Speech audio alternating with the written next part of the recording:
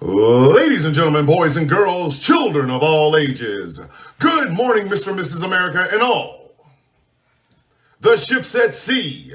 Welcome to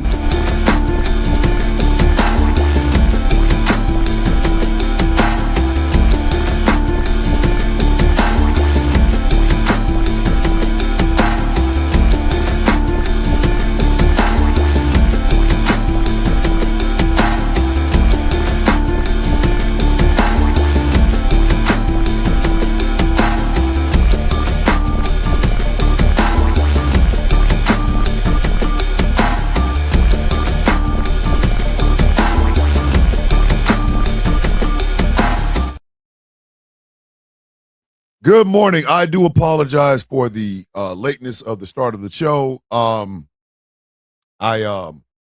got very elevated on Rao's High Exalted. I do believe I found Rao, and I do believe he peed right in my goddamn mouth. So there's that. I do apologize for the lateness of the show. It is a. What is that? I'm gonna let that one cook. I'm gonna let that one cook right there because that was all me. That was all me. I'm gonna let that one. My executive producer catches shit, and I'll be over here going, "Oh damn, I did say that, didn't I?" Ew! In the mouth. Yes, Rao did pee in my mouth. I didn't ask for it. It wasn't something I wanted. I did it again. What is that? So I am wearing my stretch Viltrumite shirt, which means whatever we about to talk about to be serious. Why is Coco and B-Sef looking at me like this? I need Coco and B-Sef to not do this. Don't do this. Why is Coco and B-Sef out here looking at me like that? The mouth stuff. Coco and B-Sef should know better. They should know better. Yeah, they should know what to expect for this show. Goddamn, they've been here for a hot minute now. All right. So as you can see, I am wearing my Viltrumite shirt, and when the Viltrumite shirt comes out, goddamn, we got some serious shit to talk about. Jay Thomas is in the building. It's a party now. All right. A lot of you were introduced to the man that is Thomas the Villain Bishop through TikTok. I have told the incredible, enduring story that is now messed up thanks to a Jerry curled son of a bitch in Arizona about the origins of Thomas Bishop. How I started making TikTok videos because my sister told me it would be a very good outlet for me. She's like, "Oh, this shit'll work perfectly for you, Thomas. Like you just make videos and give your opinion." And it did work. It absolutely 100% worked because I had just gotten out. I made my very first seriously angry. Really, sir? Really? This is what popping. This is keeping the whole block fed angry. You were there when Rao pissed in my mouth, so you didn't stop it. You're supposed to be my brother. I was supposed to be your strong right hand. You supposed to be my deft left hand, and your ass over here just let Rao pee in my mouth. It was you, dog. You need to leave. I forgot. Twin ain't gonna let you do that. Twin is not gonna live with any sort of disrespect on her twin brother. It's not gonna happen. All right, Wonder Twins. All right, but I made my very first TikTok video November 4th of 2020. It was literally the day of the presidential election. The very first words I ever uttered on TikTok were this: I am really tired of carrying stupid effing people along with it. Those were the very first words I ever said on TikTok. Now,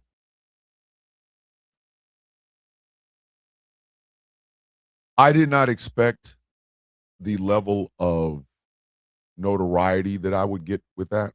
I didn't. I had no idea. And because I was 49 going on 50 and my mother had passed away, the shit never went to my head. You know, TikTok is great. It's a fun place. Yay. But real life was happening to me at the time I was doing this. At the time I made that very first video, I was in the process of getting ready to retire. The paperwork was already done. Um, I had already gone through the VA system and everything. They had already told me all the stuff that was broken on me and how much they were going to pay me for it. And I was out the door.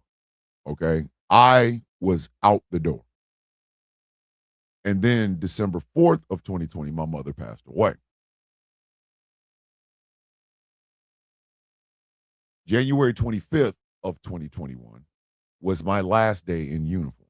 So, as you can see, there was no ego to start off with because real life was wearing my black ass out.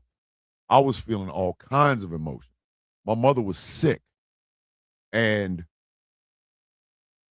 I was, like in November, I had, well, a couple of weeks before, um, I had been down sleeping in the parking lot of the hospital because I saw my mother on a video and she was catatonic. Like she was moaning and it looked like one of her eyes was closed and shit. And nobody could tell me anything. And the video showed up, I think it was like 10:30 at night or something. And I just showed it to my wife. I said, I gotta go. So I got in my truck. I left. I sent a text message to my platoon sergeant. I was like, yo, listen, my mother is in the hospital. I need to go. And he was like, hey, just let me know what's going on. Text me in the morning. I said, cool. And I think I spent like a week down there. So again, all of this was going on at the exact same time. I'm getting ready to get out. My mother is sick. Um, the election's happening. I hate Trump with everything in my balls. I hate the man. So all of this was going on at the time I made my very first TikTok video, right? So there was no ego for me to have. When you start off with that much real life shit happening to you, ego goes out the window. You hear what I'm trying to tell you? Like there's no ego involved. And over 6 years, almost 6 years, I I put a lot of time and effort and thought process into making TikTok videos. I will tell you, with the exception of ads that I had to do, where I was actually getting paid for it, with the exception of ads, I never wrote a script. I never, ever, ever wrote a script. Every video you ever saw me in, those were my thoughts off of the top of my head. And if you gave me 30 seconds, I took all 30 seconds. If you gave me a minute, I took all 60 seconds. You gave me 3 minutes, I talked for 3 minutes. When TikTok said, you've been doing this long enough, here you are allowed to make a 10-minute video, it was a wrap. These shits is little mini documentaries at that point, you know. But I say all of that to say this. In the beginning, the algorithm worked in my favor. It did. Because here is this older black man, which is what at the time TikTok was like, we need more diversity. So here's this older black man with an opinion, and people are listening to it. My account exploded. After my second video, which was the one about the damn election and how people were, how we had to reconcile with the fact that 64 million Americans or some bullshit like that voted for this some bitch a second time. That video took off. It completely took off, and my account became bigger. But over time, what I noticed was the algorithm wasn't as nice to me. I was in the creator fund. I think I was in the creator fund for about 6 months. I think it was 6 months. I still did the same shit I did when I got into the goddamn Creator Fund. And then they kicked me out. No explanation. Just, oop, kick me out. Kick me out, right? What I started to understand is when you use profanity or you're loud or you're angry, but you're educational, TikTok does not like it. It still doesn't.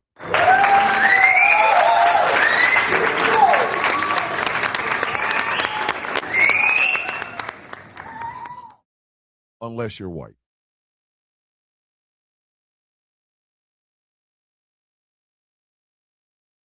If you did not see that coming, you have not watched the show long enough.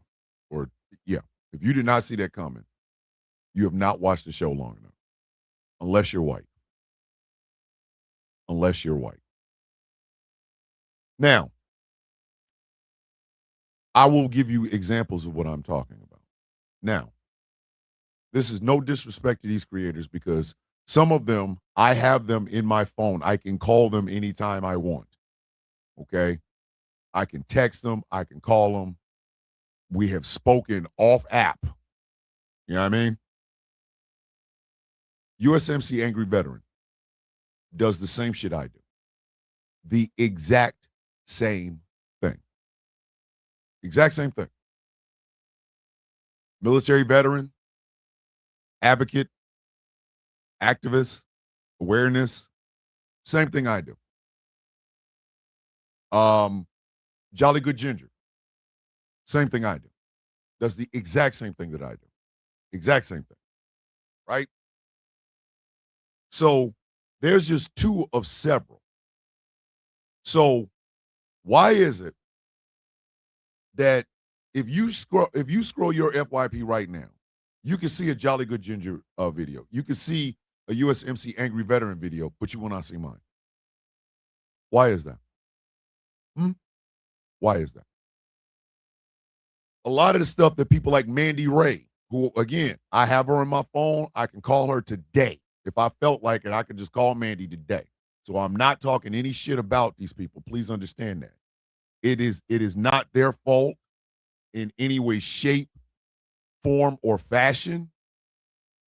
It is not their fault. So I don't want anybody to leave here talking about, yo, Thomas Bishop was talking about you. No, I am not. These people are my friends. Okay. Well, I will consider them really good people that I know that I could, again, text, call, whatever. Mandy Ray. A lot of the things that Mandy Ray says when it comes to feminism, you can hear from people like Tabitha Speaks or Auntie, not Auntie Wiggs. Yeah, it is Auntie Wiggs. She's got like so many different names and shit like that. There's a woman on there named Shirley Chisholm's Folding Chair. She was able to literally help get a book back onto the New York Times bestseller list. A book by Bell Hooks, and I can't remember the name of it off the top of my head. Her name is Shirley Chisholm's Folding Chair. They just did a piece about her on MS Now. But I've known Shirley Chisholm's Folding Chair since I got on TikTok. Again, the algorithm will allow for certain people to be seen versus certain people not be seen. And I'll say 100 out of 100 times, if you're white and you do the content I do, the algorithm will flood your shit to everywhere. Everywhere.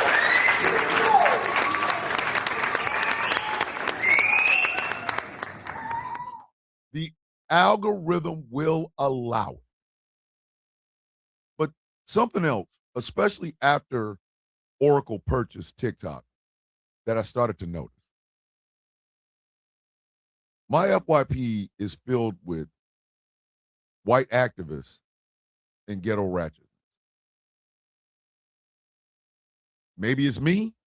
Maybe it's somebody else. I don't know. But my FYP is filled with white activists and ghetto ratchet. You see, under Larry Ellison's TikTok, if you're black and acting a goddamn fool, they will not only put you on the goddamn FYP, they will celebrate your ass as being on the FYP. I have to literally go to my friends list to see people who I genuinely have commonalities with.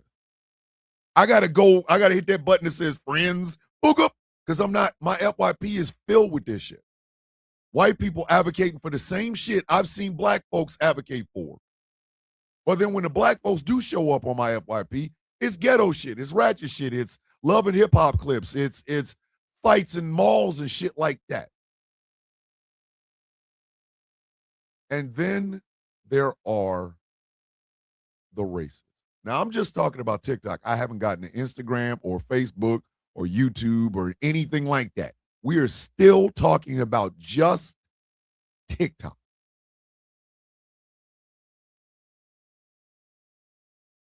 The emboldening these races I think it may have started on TikTok. I do. I will be dead ass honest with you. I think emboldening these goddamn races. I think Barry Weiss and Skydance owning CBS, I think this is a byproduct of this bullshit. Because there is a guy who is part of the Patriot Front that has a TikTok page. The Blood Tribe, a racist neo-Nazi group, has members on TikTok. I once warned people, and TikTok, once again, took the video down.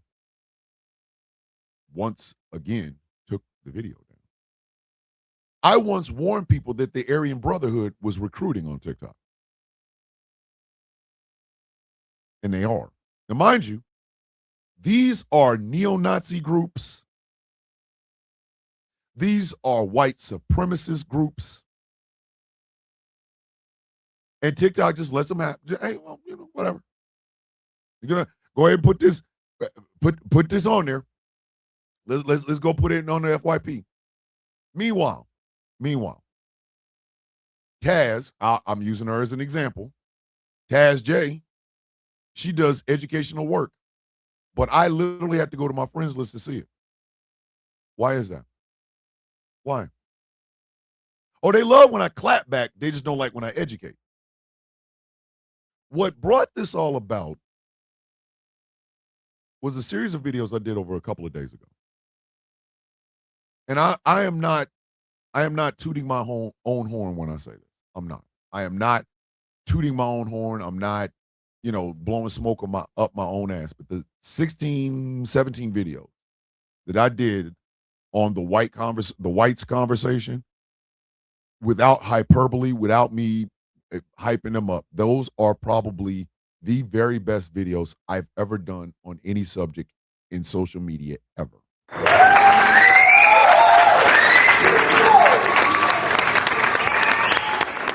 Without question. Without question. Without question. The dialogue could get a little bit racy. There was some F-bombs dropped in a couple of them. But those were simply the very best videos I've ever done on social media, period.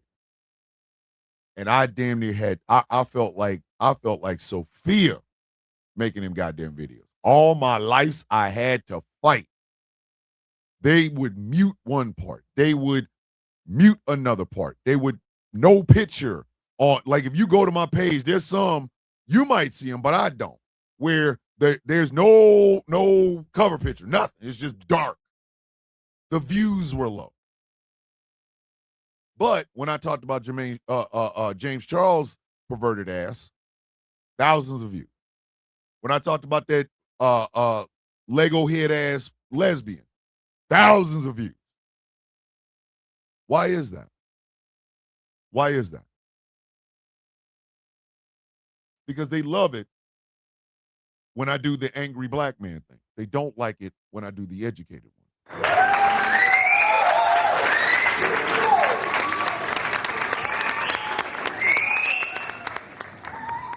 And mind you, here is why this is why we're talking about this subject today.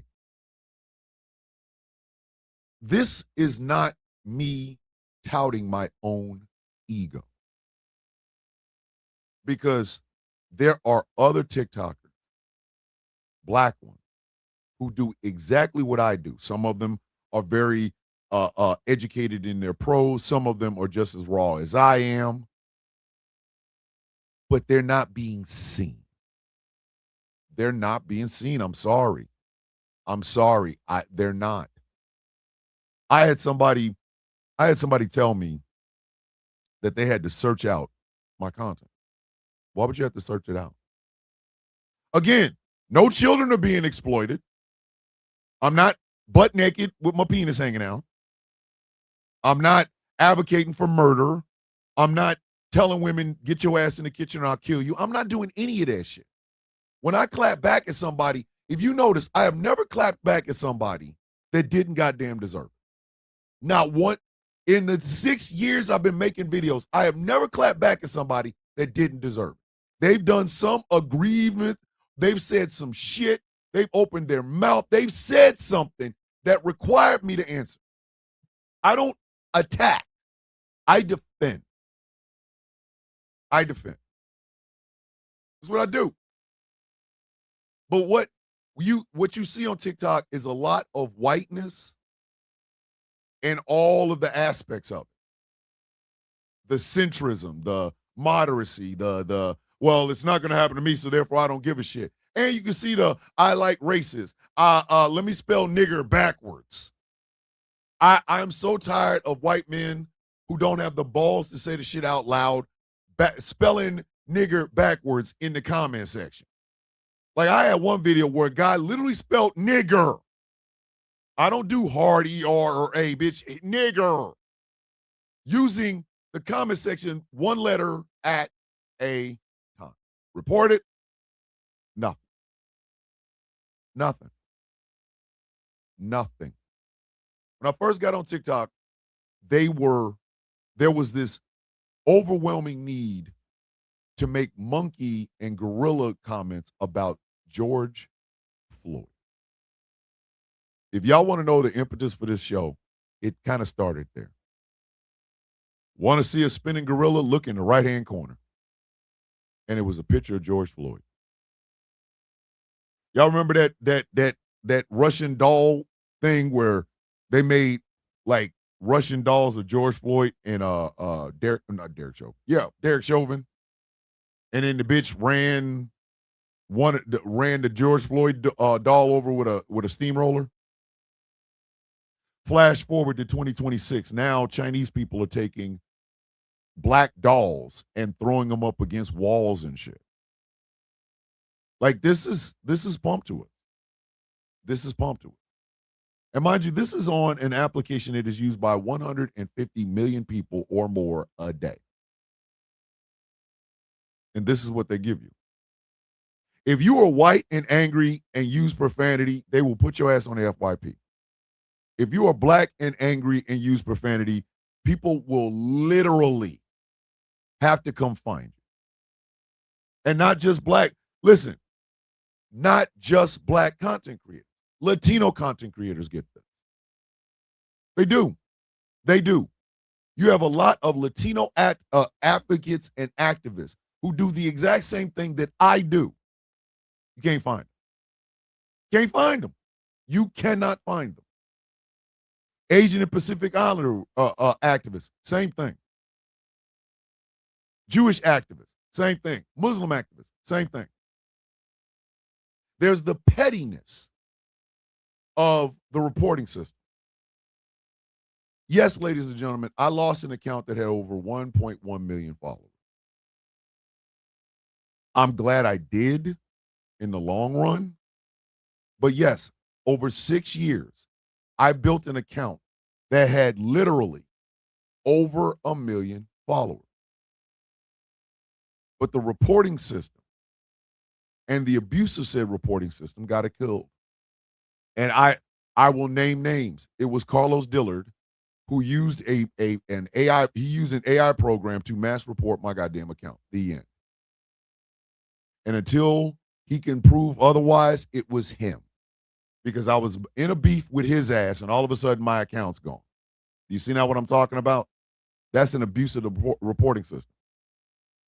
That's the abuse of the reporting system, which, by the way, is exactly what he was able to do on TikTok. You see, you're not supposed to show a video of a person being served papers. It's illegal in the state of Georgia. It was done anyway. It was done anyway. The same man who routinely has live streams where he abuses black women and black children. And the only reason he even came on my radar is because he decided to ask me about my white wife like he had any business to do so. But he used the reporting system, abused it, and got my large account banned. I'm naming names. I am naming names, and I don't care at this point. I don't. The account's been gone for over 2 months now? Over 2 or 3 months now? I don't care. It doesn't really matter anymore. But that is how racists silence people on TikTok. You go on a panel and you're talking about, you go on a panel with some white guy. Let's call him White Guy McWhite Guyerson, MAGA Man Mike McWhite Guy, right? He can say 1350. He can say black on black. He can say welfare babies, whatever. You come up and you say 5 words to him about white crime, here comes the abuse of the reporting system. And TikTok's never addressed this shit. They never have. They have never once addressed it, and they never will. Because as long as TikTok can sell you some shit you can literally get on Temu, they do not give a shit who gets reported. Period.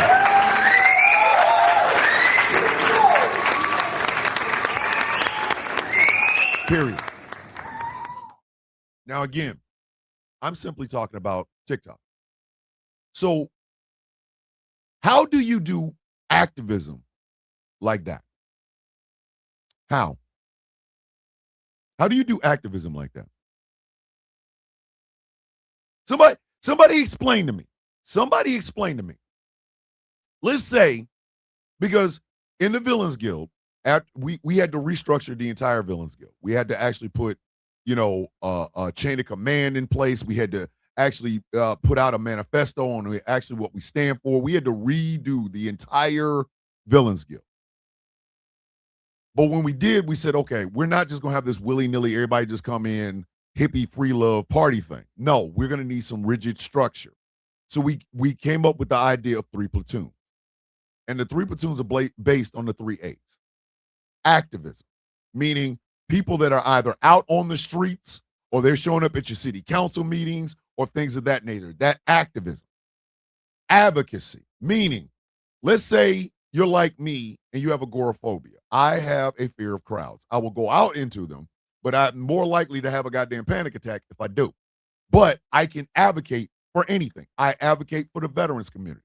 I advocate for autism, for the autism community. I advocate for the disabled community. Don't forget, kids, I am 100% disabled, which means when you talk about DEIA, I'm the A. Accessibility. Accessibility. I'm the A. So let's say I advocate for those sort of things. Awareness, meaning you can make TikTok videos.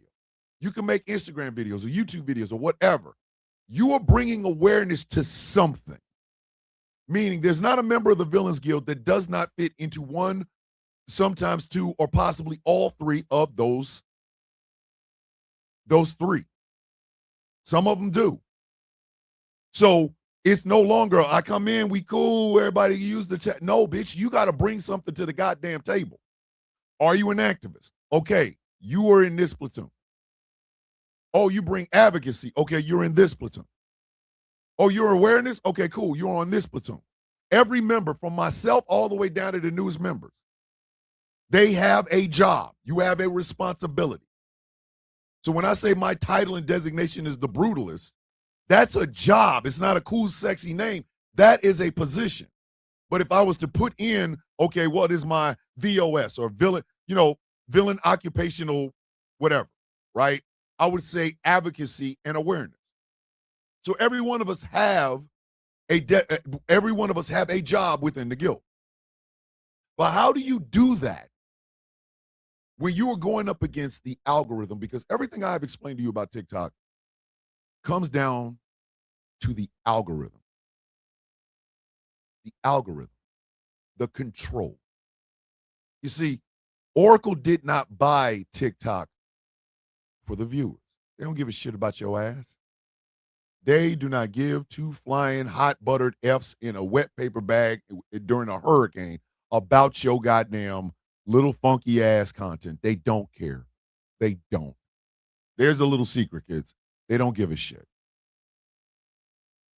They don't care how many followers you got. That's why I said the best thing and the worst thing that ever happened to me was crossing 1 million followers, because at that point, because I even remember somebody even did, he's like, if you have to look at it like, for every video you make, for every 1,000 views that you get, only 64 of them, 64 will actually, interact with your video. So if you got 1,000 followers, only 64 of them, well, like if you got 100, yeah, only 64 out of 1,000. That's what he said, 64 out of 1,000.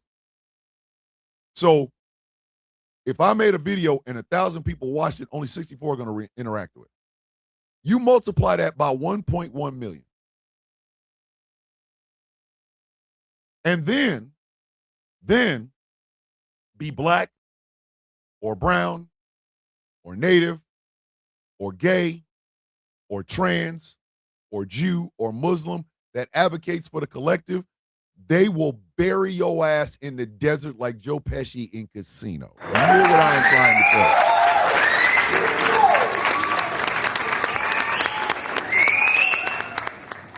you? They did not buy, Oracle did not buy a majority share for you. They bought it for the algorithm. Because with that algorithm, they can program anybody to see anything that they want. When you look in and go, I'm not even getting a lot of views on these videos, it's because the algorithm doesn't want you to. Okay? Don't be in a marginalized community and try to put out content. You might as well just, hang it up. The algorithm is what they bought. They bought the algorithm. They didn't give a shit about you. They did not give a shit about you. If you notice, you get more and more and more and more of these goofy ass sponsored ass ads. That's the algorithm. They bought that. They didn't buy you. They don't give a shit about you. Now, here is where we expand it. You see, the algorithm isn't just a TikTok thing. The algorithm runs Meta. That means Facebook and Instagram and Threads. The algorithm. The algorithm runs Snapchat. If you like a video of a plus size woman eating cake, Snapchat will make goddamn sure that's the only thing you see. My Instagram feed right now is wild. It's wilding. Not even funny.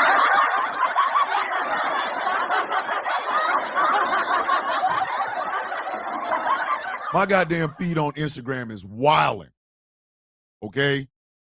I started following Gabby Garcia, the BJJ champion. I started following her because, number one, I've loved her work. Number two, she is funny and statuesque and good looking and shit. And I'm like, yo, I want to follow her. They started shoving goddamn big muscular ass women into my damn algorithm like you would not goddamn believe. I look at a picture, I show interest in a picture of a plus size woman on Instagram. Next thing you know, now I got muscle women and plus size women. There's some older porn stars that are on Instagram. I go and look at one damn video of theirs. One. Next thing you know, I got big ass muscular women. I got plus size women eating food, and I got goddamn old mature porn stars. That's my goddamn algorithm on Instagram right now.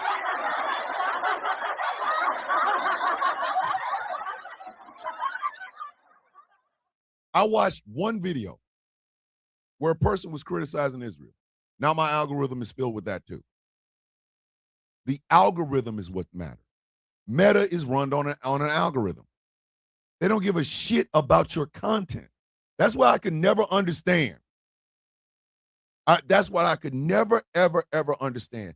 How many people were so fixated on what they put out? If you own a Maserati and you got a big house and you can get money and you can put on skinny jeans that are fly and everything, they don't give a shit about your little monk ass. I'm trying to explain this to you. They don't care.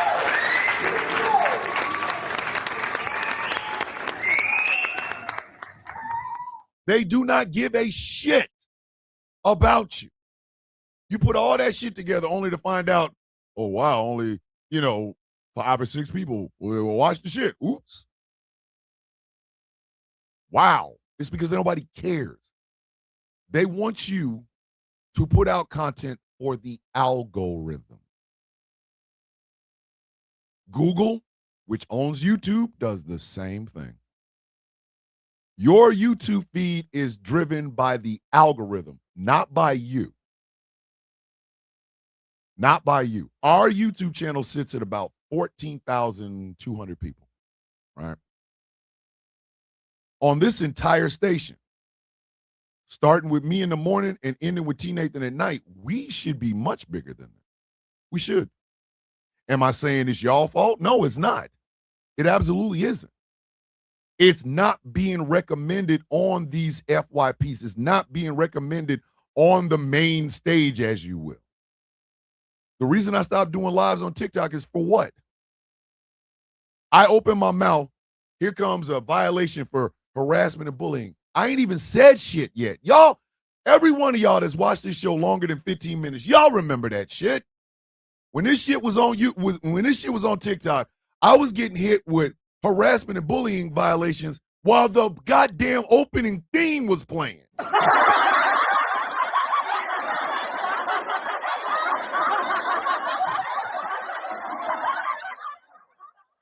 I got a harassment and bullying violation one morning for the Sound of Coffee theme. Because I'm sitting here. I'm on TikTok.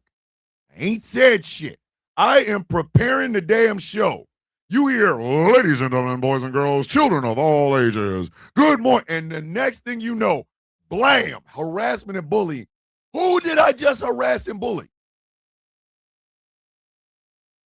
Give you a perfect example of something else. And I saw this firsthand. I saw this firsthand. And I was telling Taz and Angry and Gambit while it was happening. We did a Villain's View about Freedom 250 or America 2, whatever the hell it was, the UFC fight, right? The UFC fight.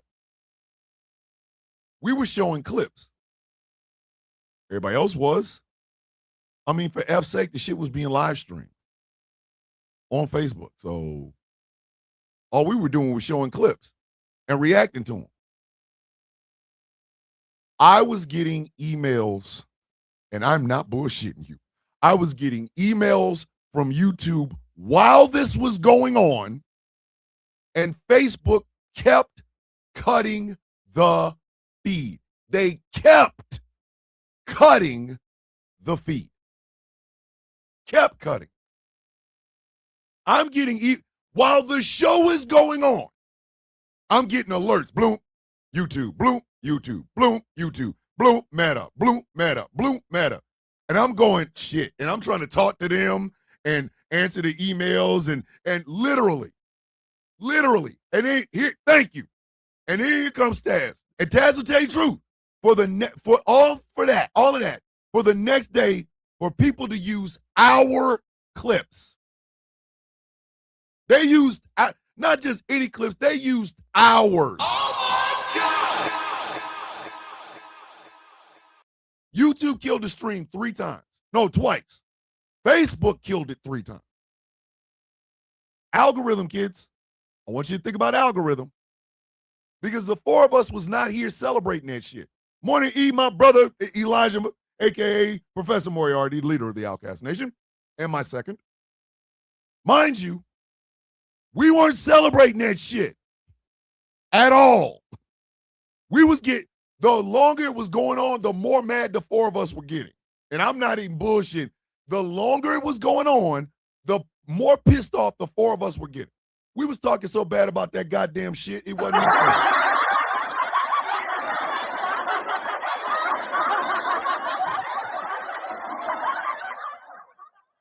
And Facebook was knocking that bitch off.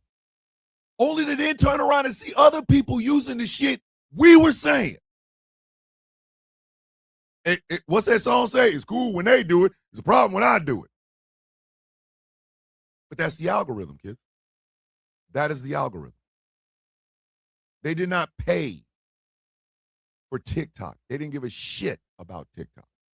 They didn't give a shit about TikTok users. Never have, never will. They paid for the algorithm. You have an algorithm in every single social media application you use.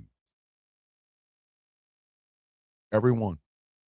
Right now, I can almost guarantee you, if I look over on Instagram, my Instagram live is not being recommended. Don't believe me? If you got an Instagram, if you got an Instagram right now, go to it and see if you can find me. I've done this show on Instagram for 2 years. Two. Go try to find me. Go ahead. Give it a shot. No, for real. Go. Go see if you see me on live. Did anybody on Instagram get alerted that I was live? No. I've got over 18,000 followers on Instagram. Did anybody get an alert that I was live? Did anybody? How many of y'all got an alert that I was live on YouTube? How many of y'all, when Taz goes live on YouTube, she goes under GCPR. How many of y'all get an alert that GCPR is live, the Taz effect? How many of y'all do? I won't even use me because I know a lot of people are like, yo, you're egotistical. So I won't even use me. How many of you, when Taz goes live, get an alert? When Jeff Kennedy goes live, how many of y'all get alerts? Don't everybody talk at once? We're not algorithm friendly. How many have notifications turned off for YouTube? Turned on? How many of y'all have y'all YouTube notifications turned on? I desperately want to bring Professor Moriarty over to GCPR. I do. I will do everything I possibly can to get that man on the air. I don't care if it's late at night. I'll be sleepy. He can have it. But it's going to be effed up if we bring him in. He's got a show on the radio. He's in the stream yards. He's got all of this. And then he goes live at 1 something in the morning, which would be prime time for all the people in the UK and people outside of the United States. It'll be a goddamn shame if he does all that damn work and nobody shows up. Do you see now what I'm talking about?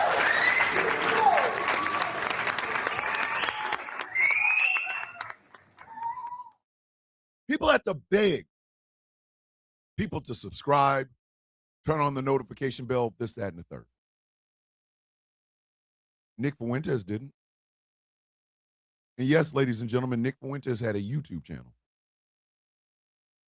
Nick Fuentes, the incel king, the Groiper guy, the damn white supremacist, racist little piece of shit, had a YouTube channel. And I guarantee you, YouTube never, ever, ever missed a chance to tell all of his followers that he was on live. Why? Because he's good for the algorithm. I'm gonna say a statement.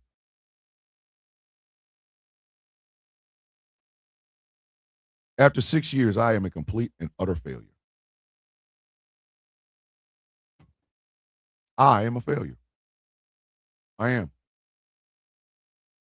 I am a failure because after years of speaking in front of cameras and microphones, the world still isn't getting any better. After years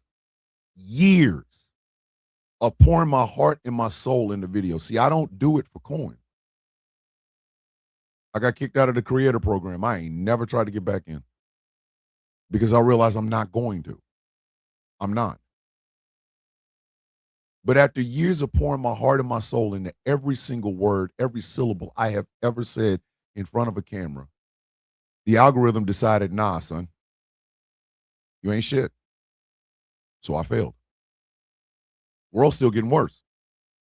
It's not only getting worse, it's getting boldly worse. Boldly worse.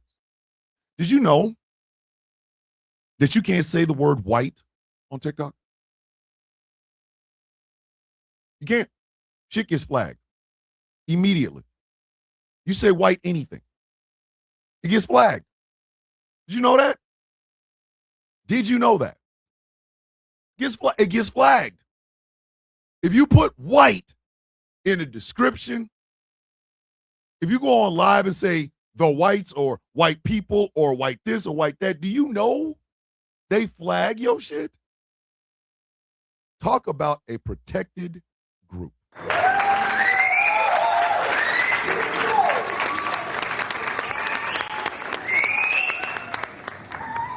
The algorithm decided that my black ass was not somebody that needs to be heard. Mind you, a disabled veteran, many years of service,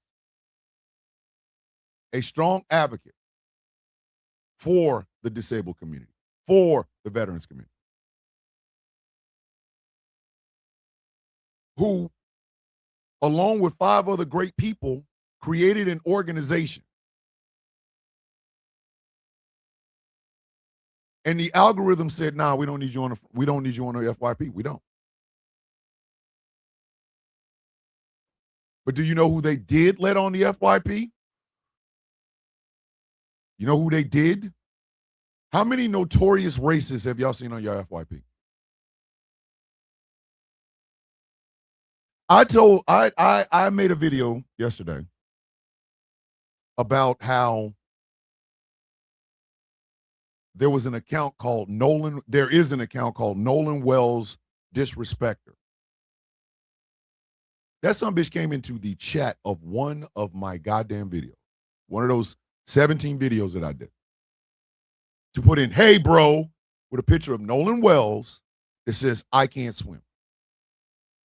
I reported not just the video, not just the videos, I reported the entire account. It came back with no violation. Which means that person is allowed to go out and do all that bullshit with no repercussions because he's good for the algorithm. Do you know there have been more users of TikTok that have gotten molesters off of the app than TikTok itself?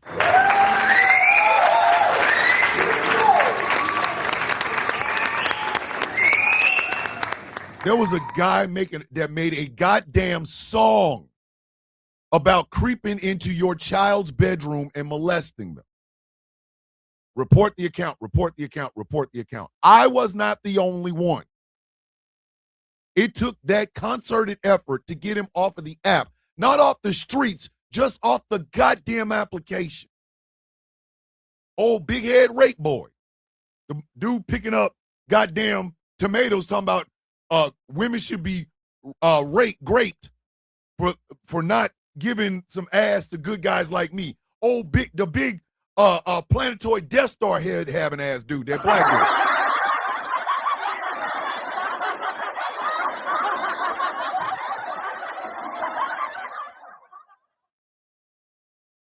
Then there's the story of Rizzy.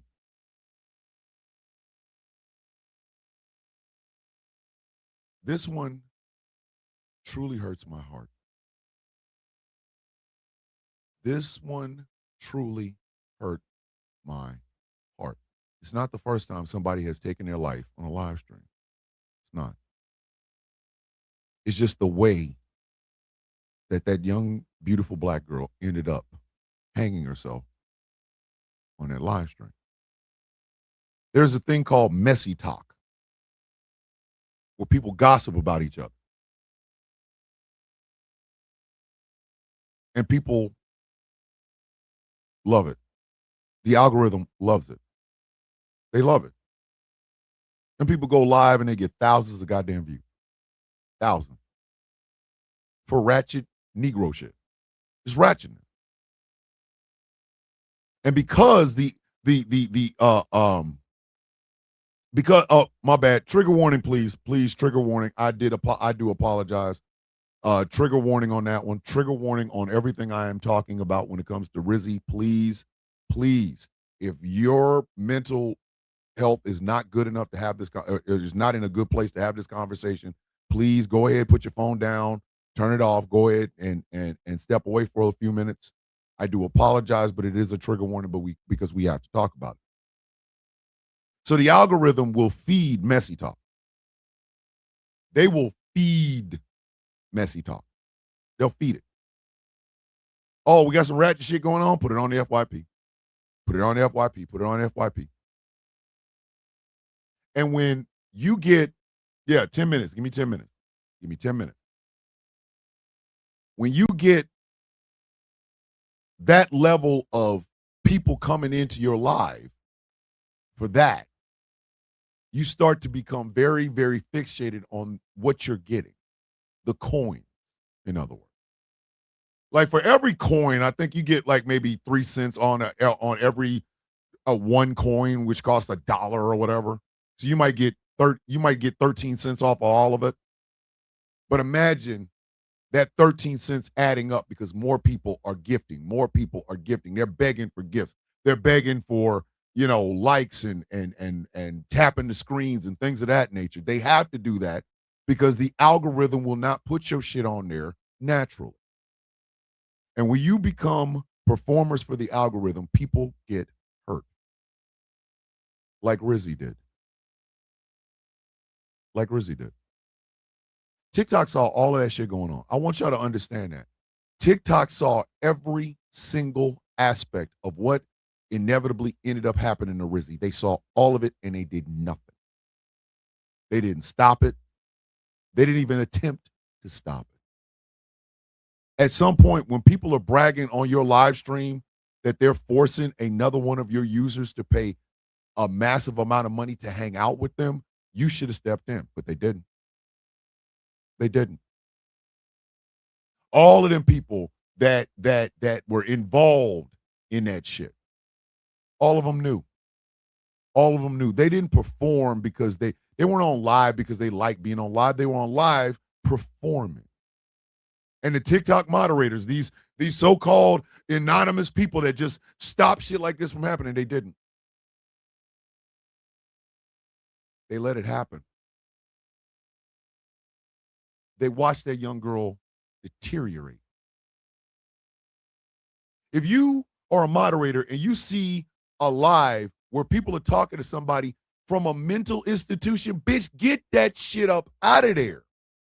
The algorithm acts like a digital mirror, reflecting your habits, clicks, and searches back at you. It tracks your behavior, measures what you watch, and serves up content tailored to your inputs. So imagine if you are into that messy ass bullshit. It's going to get fed to you. See, the algorithm is not responsible for your psychosis, your low self-esteem. It's not responsible for that. If people are dogging you and dragging your goddamn name, they're just going to let it happen. They just going to let it happen. And it resulted in a beautiful human being who just wanted friends to be,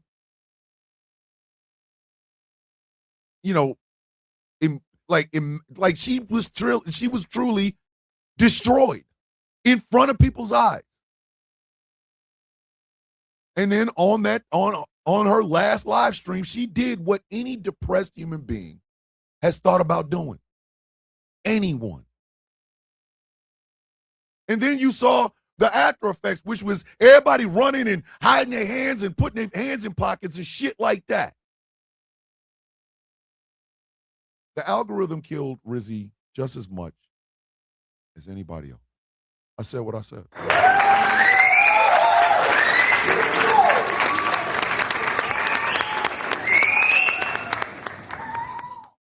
But let you be somebody who is actually out here advocating for something. You have a live stream where you're not looking for coins and shit, but you're trying to spread awareness. You're at a protest, you're doing a live stream, or you're interviewing some controversial person about something involving the people. The algorithm will not let a single person see it. They will not let a person. I'm telling you this. You might as well be talking to the goddamn wind because you will not be talking to anyone. You're not going to be talking to anybody. Sorry. There, I said it. Because that doesn't feed the maw. It doesn't feed the maw of the algorithm. Meta got sued for the damage it did to a child. Meta has been accused on several occasions of allowing groomer behavior, molestation, and things of that nature on Facebook and Instagram. Mark Zuckerberg is taking his robotic android ass right up the Capitol Hill.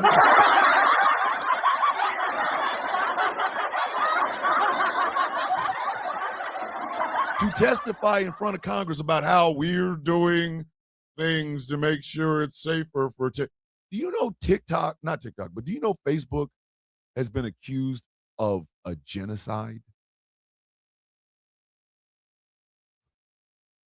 I want y'all to wrap your head around that one. Wrap your head around that one. Meta, in the form of Facebook, has been accused of aiding a genocide. Go look it up. Don't believe me, look it up. They have been accused of helping to facilitate a genocide. I believe it's on the Uyghur community. Uyghur, not Uyghur. Uyghur community. I believe that was it. They have been accused internationally of aiding a genocide. And yet, Facebook is in everything. Everything. Everything. YouTube uses an algorithm. It does. As large of a platform as YouTube is, as large as of a platform as YouTube is, if you're putting out quality content, it shouldn't matter, right? You would think it shouldn't matter. It should not matter. Oh, wow, I'm putting out very quality content. I don't have to worry about it. Nope. No. Because if you're controversial, the algorithm will absolutely pump you to other people. If you're educational, not so much. Not so much. Not so much. It is the reason people do those long think pieces like FD Signifier or Ill Bill or Lil Bill. They do these long think pieces that are hour, 2 hour. He made a almost 4 hour Tyler Perry film, doc. Like he was just talking about Tyler Perry for like 4 hours. FD Signifier did. I watched it, or I was in the midst of watching it. I put it down to go cut the yard or something. Come back to it, it is gone. Gone. Just gone. And then he put a little note. It was like, yo, they just striked my video. I gotta go redo it and stuff like that. So if the video itself is almost 4 hours, that means he almost put in 40 hours worth of work just to make the goddamn video. But because it pissed somebody off, it was gone. Like that. But there are channels on YouTube right now featuring white supremacists. There's this little goat-faced son of a bitch from England. He sounds like if Professor Moriarty was drowning. That's what he sounds like.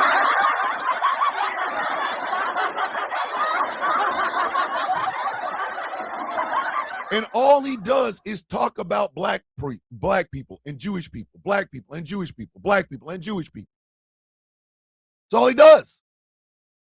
Hey, Twitch has an algorithm too. The only reason people think Hassan Piker is an advocate right now is because he streams for 8 goddamn hours. 8. 8 to 10. 8 to 10 hours. 8 to 10 hours.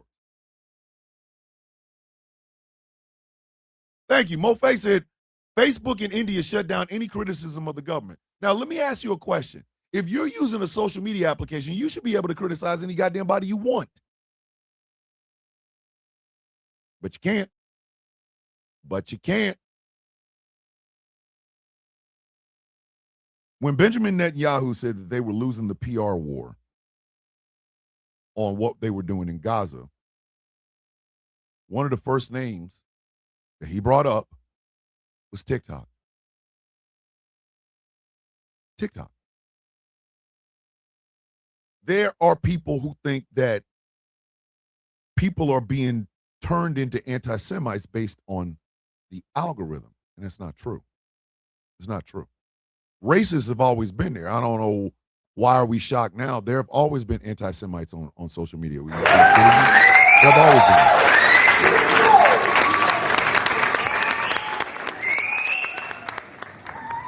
Some people don't need an algorithm to be an anti-Semite. They don't. Just like they don't need an algorithm to be racist.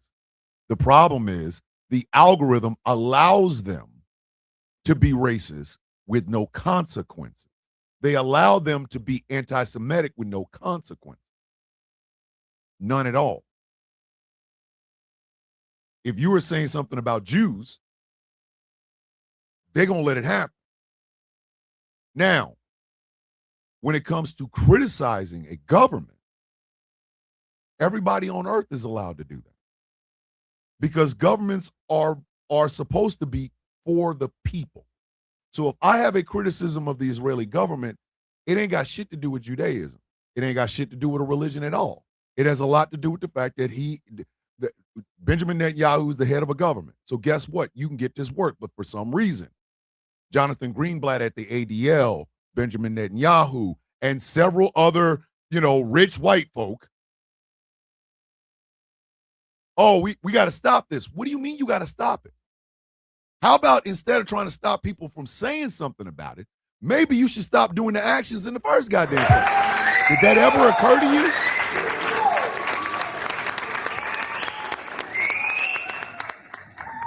But because the algorithm can be used to, you know what I mean? Because the algorithm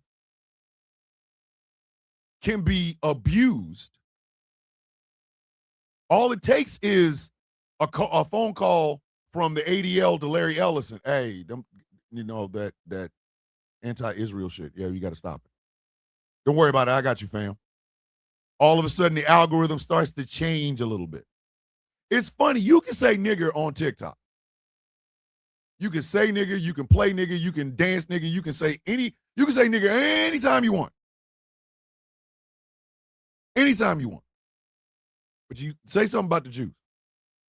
Say something about Jewish people. And not even all of them. Just say something about Benjamin Netanyahu. Watch what happens. They will ban your goddamn account so goddamn fast it ain't even funny.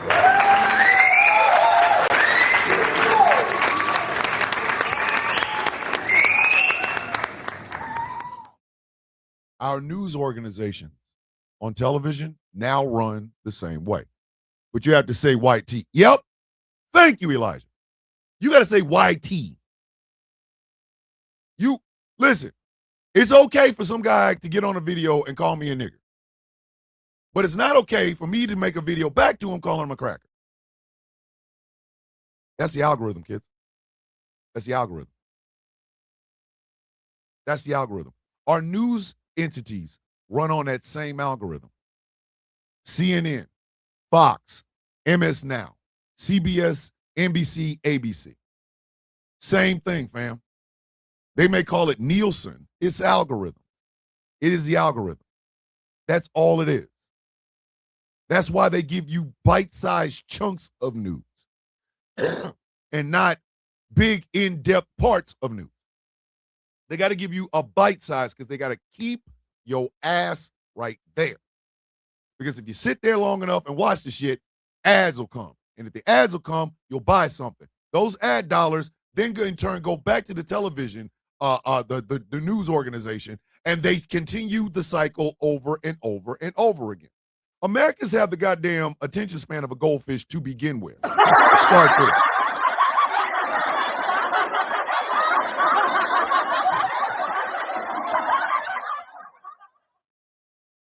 It is the algorithm that gave us Donald Trump. Trump knew this, and people should have known that Trump knew this. Trump had no policy. When he rolled his fat ass down that goddamn escalator, he was just mad at Barack Obama for being, better than him. He had no apparatus to win. But what he did have was what moves the needle, what gets people to tune in, and what in the 2016s to the 2026s, what is it that gets eyeballs? Ratchetness. You play into a couple of stereotypical tropes. God damn it, you got the people, you got the masses, because we're dumb as shit. I'm sorry, Americans are dumb as shit. We're not the smartest tool. We're not the sharpest tool in the tool shed. He knew this. He was in a field with like 45 other mother effers. He was there. He knew he could not stand out with policy. Jeb Bush had better policies. I mean, goddamn.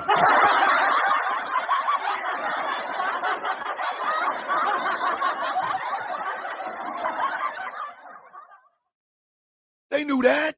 That man knew when he stood on that goddamn stage, if it was simply on merit, Donald Trump would have been kicked off 15 minutes after they started the first goddamn debate. Who are you? Why are you here? What are you talking about? But he fed the algorithm. I will never forget Jeff Zucker, who was the head of CNN at the time, said this about Donald Trump.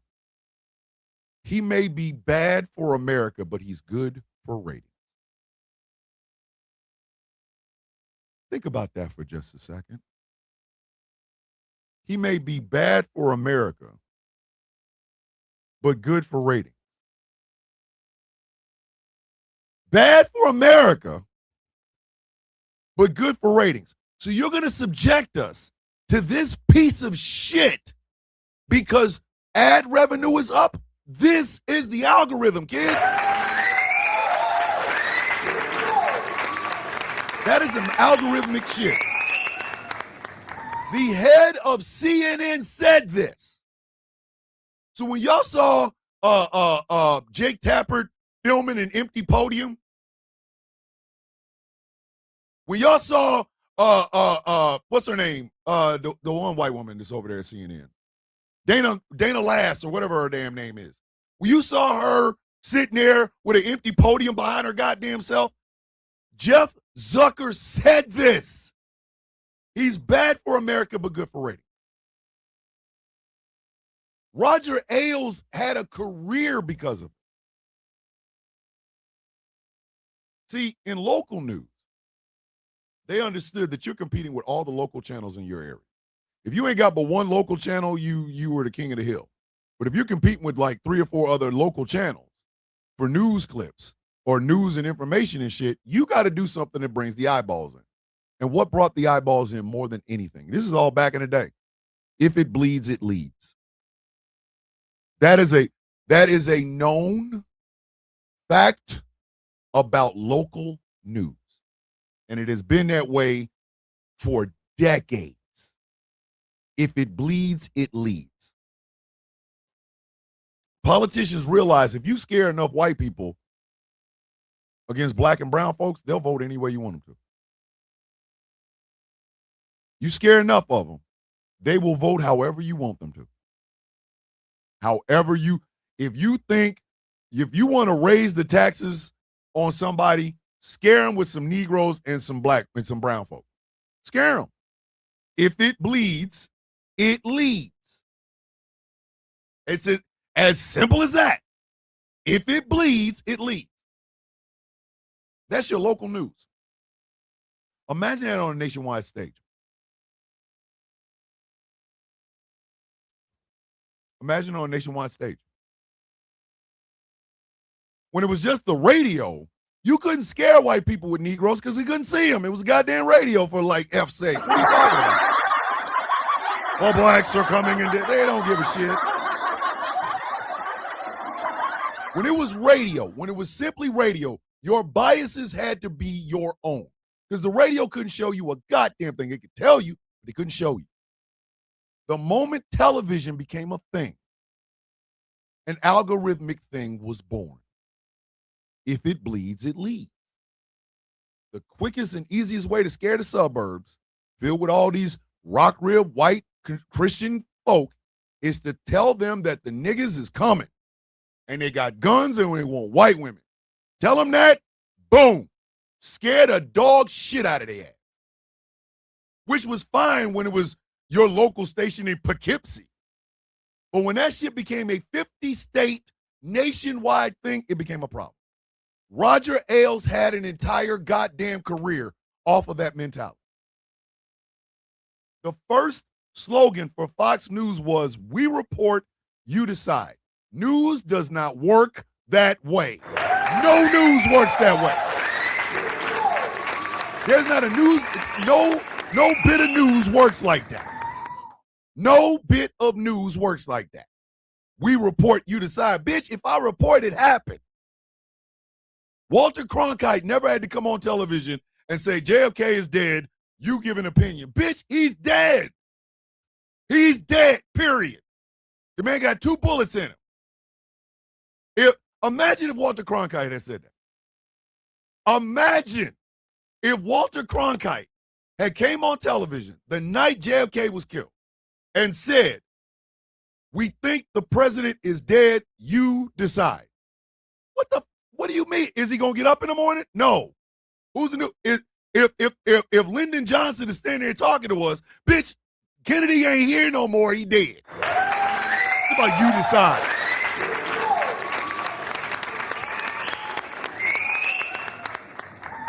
They fear-mongered the dog shit out of people. They did. After 9/11, thanks to people like Fox News and their sycophantic people that watch Fox News, did you know that there were the attacks on Sikhs and Hindus and Muslims rose? Think about that. Peace, love, and blessing, Troy. Think about that for just a second. 9/11 happened. And all of a sudden, there is an uptick, a huge uptick of attacks on Sikhs, Hindus, and Muslims. And we have never, ever, ever, ever, ever talked about it. We have never talked about it. America did a disgusting disservice to our Sikh, Hindu, and Muslim brothers and sisters. And nobody has ever apologized for it. The fear-mongering wasn't just on Fox News. MS Now, formerly MSNBC, you had a hand in it. CNN, you had a hand in it. ABC, CBS, NBC, all of you had a hand in it. You all had a hand in it, and none of you did anything about it. I have yet to see one person that ran a news organization right after 9/11 come out and publicly apologize to the Sikh, Muslim, and Hindu community. Not one. Not a single one. Not a one. These were American citizens, taxpaying American citizens. They wanted to go to work. They wanted to go home. They wanted to raise their kids. They wanted the kids to go to decent schools. They just so happened to be Muslim, Sikh, and Hindu. And these people were being attacked. When I tell you, I'm not talking a couple of attacks. I'm talking about these people were being attacked.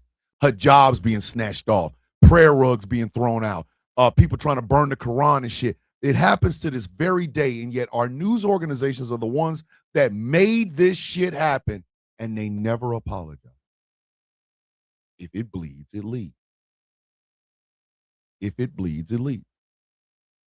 Right now, 2 news institutions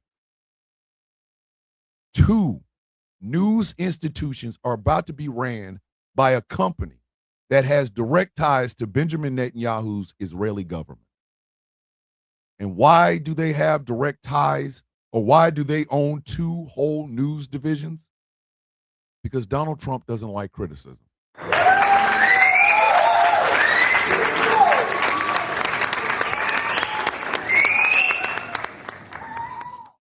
Skydance owns CBS, and they're about to own CNN. All because Donald Trump doesn't like criticism. That's it. That's it. That's it. For no other reason. No other reason. Because if it was just about buying CBS, if it was just about buying Warner Brothers Discovery, you'd have never brought Barry Weiss's bitch ass in there. That bitch cannot run news division. You would have never brought that bitch in. If it was just about buying the entities, Warner Brothers Discovery looks like a great investment. Let's buy it. Or wow, CBS looks like a fantastic investment. Paramount looks like a fantastic investment. Let's buy them. If it was just about buying the entities, you would have left those news divisions exactly where they were. They were giving lukewarm, tepid criticism of Donald Trump to begin with.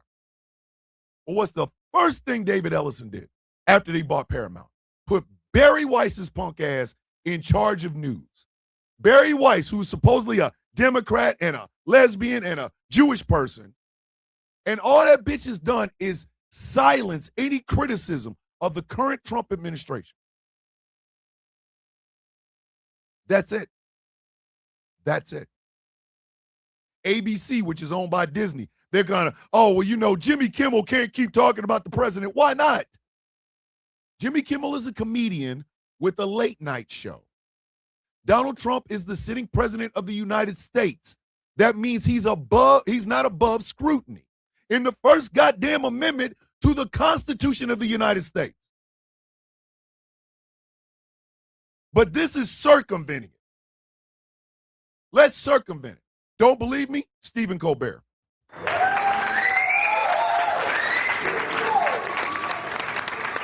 Stephen Colbert. Stephen Colbert. What we all saw in real time was literally a circumvention of the First Amendment.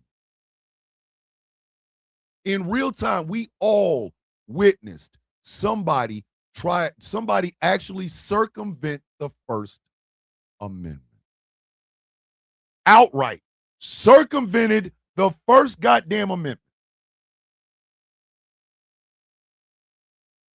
You see what I'm saying? And that's a comedian. That is a comedian. What chance does an advocate, an activist, or somebody that brings awareness, what chance do they have? If they'll do that to a goddamn comedian,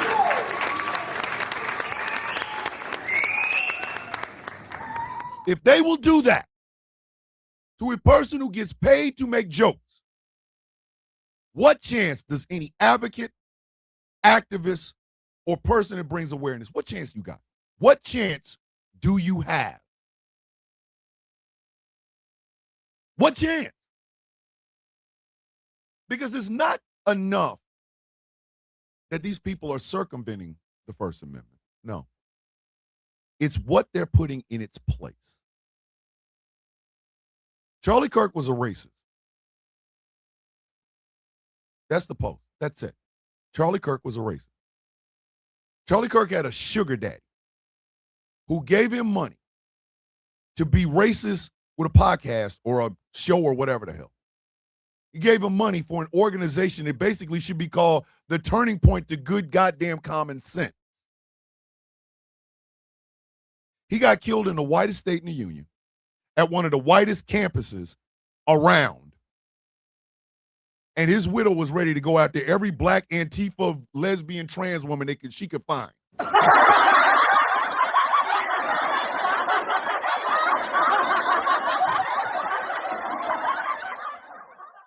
Until she found out it was a white boy.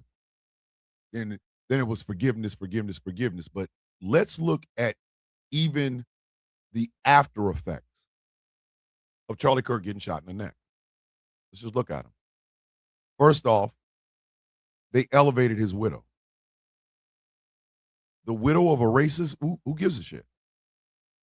One of the first things Barry Weiss did when she took over CBS is she gave a one-on-one interview with Erica Kirk. Now, I could be wrong. Somebody stop me if I am. I could be wrong, but did Erica Kirk cure cancer?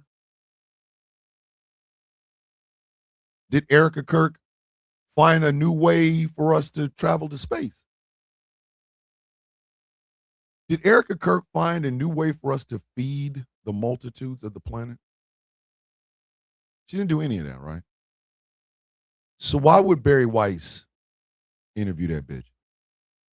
And mind you, it was a ratings flop. Like there were reruns of Matlock that was whooping this goddamn thing.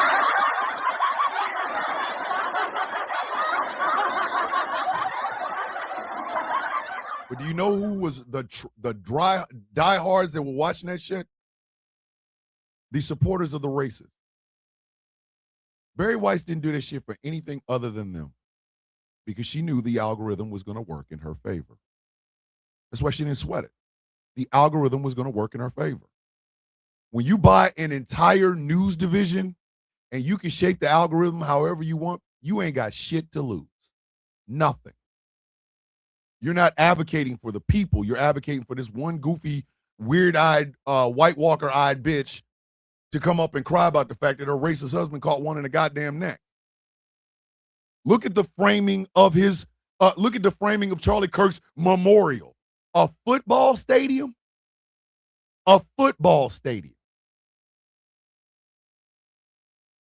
A football stadium. For a racist.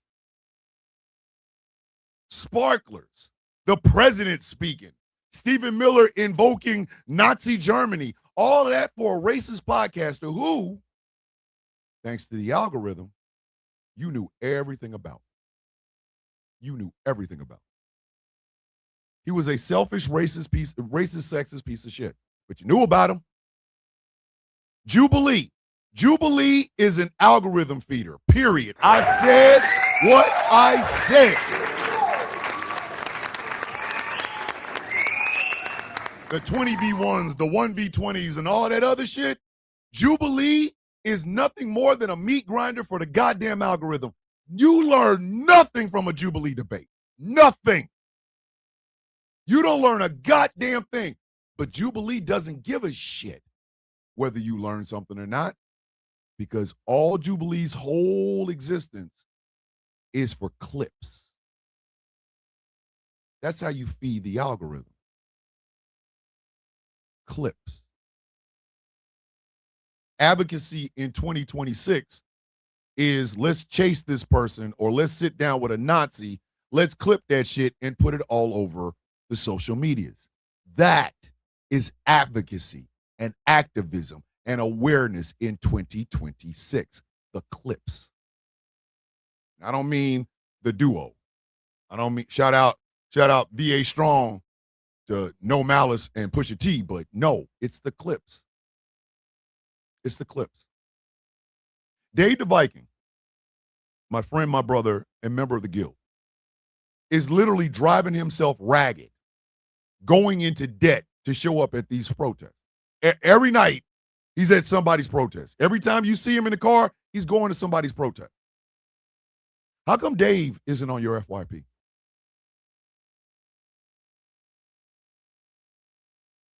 Bueller? Anybody? How come Dave isn't on your FYP? Tiger Bomb, good friend, another member of the guild.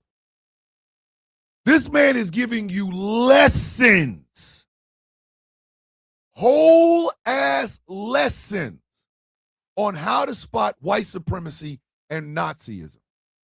How come he's not on your FYP? How come? Bueller? Anybody? How come? How come he's not there?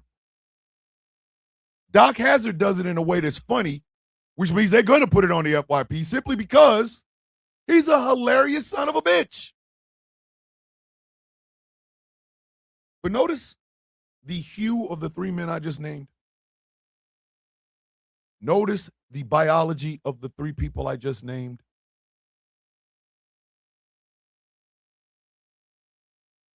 The algorithm doesn't even feed them because everything that they're advocating for, everything that they're advocating against, everything that they're standing for speaks to a collectivism. We can't have collectivism. We can damn sure have a white man asking, name all the things that black people dominate that isn't sports. Like, we could have that shit, right?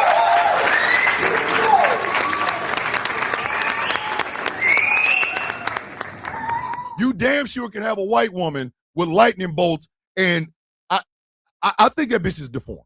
Y'all know who I'm talking about. The one whose eyes look like they're in two different zip codes. Y'all seen that bitch. The bitch with she got a space between her eyes that look like the Rio Grande.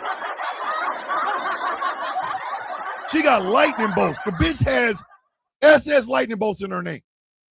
Do you know, one day before I started this show, like one morning, I was warming up the computers and everything. I'm scanning my TikTok FYP, and there she is. A goddamn Nazi. Just live streaming. Selling merch. Algorithm fed that to my FYP. And when I looked at it, there was like 200 people in this mug.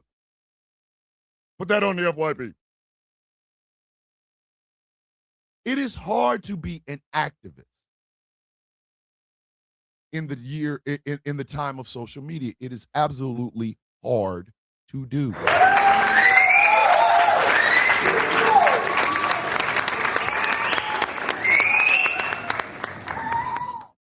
There is a woman that I follow on Instagram.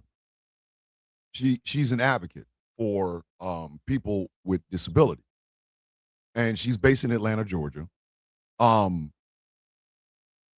She has a debilitating disease that caused her to stop, walking. Like, she got her first wheelchair from when she was like, I think she said she was 6.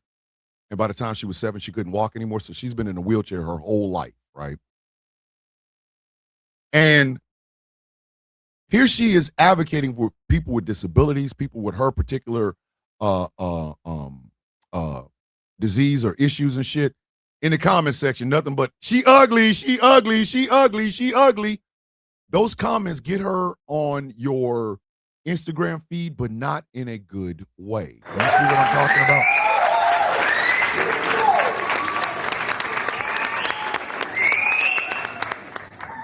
She is treated like an attraction. Never mind what she's saying. Ooh, look at her. The algorithm feeds that shit. Now, here she is trying to bring awareness and be an activist for the disabled community. And the only reason you will see her on your FYP is because so many people make fun of her. The algorithms that fuel our news, the algorithms that fuel our social media are owned by white men. White men.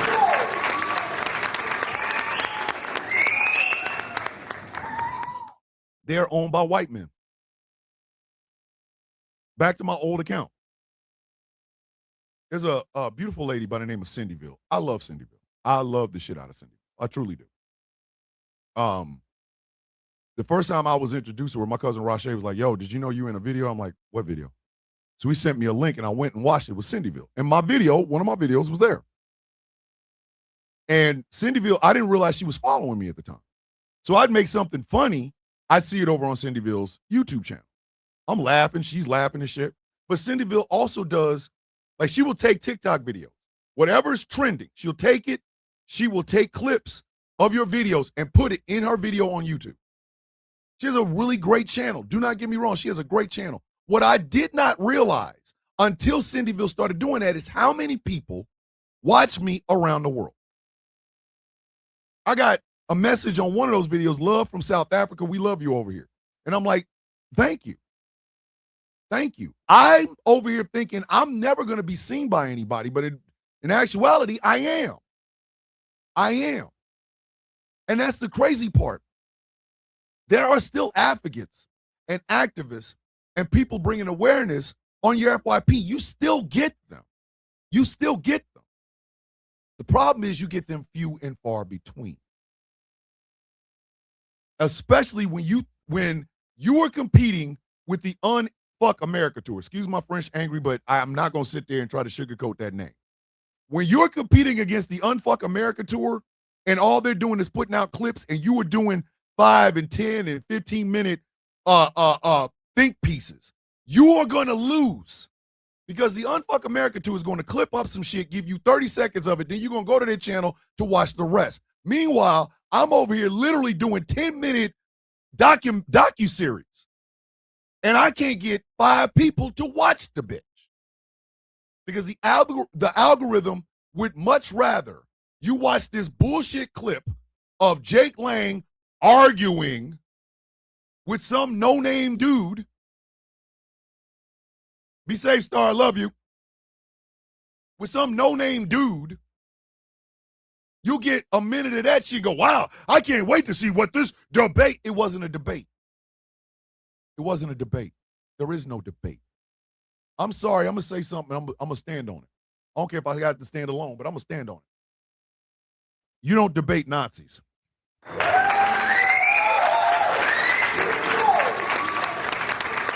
You do not debate Nazis. You don't. You do not debate Nazis. If I walk into a room with a white supremacist, I'm not coming for a debate. I'm coming to put my foot in his ass. That straight up. Before you get a chance to let that nigga roll out your goddamn mouth, I'm going to make sure you eat at least 10 to 15 of your own goddamn teeth. I didn't come here for no goddamn debate, bitch. What is wrong with you?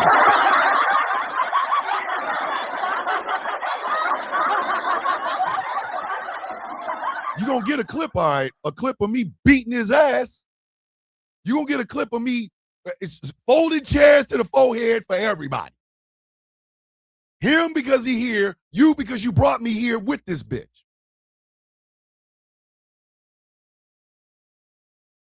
But that is what you're competing against.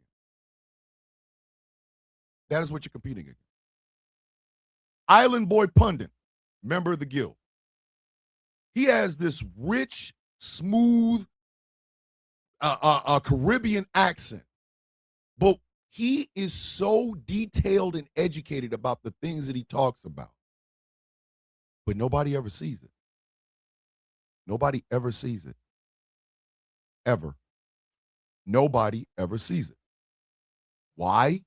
Because he's not algorithmic friendly. He's not doing ghetto ratchet shit. He's not doing all of this bullshit while, clapping back with some hip hop music in the back. The man does his research. Highly intelligent brother. So glad he's a member of the Guild. So glad. But you're not going to get, you know what I mean? Like, you're not going to get a lot of that. It is hard to be an advocate in the fight against the algorithm. It is hard as shit. The simplification of the United States is why we have Trump. I'm sorry, bite size sometimes doesn't work.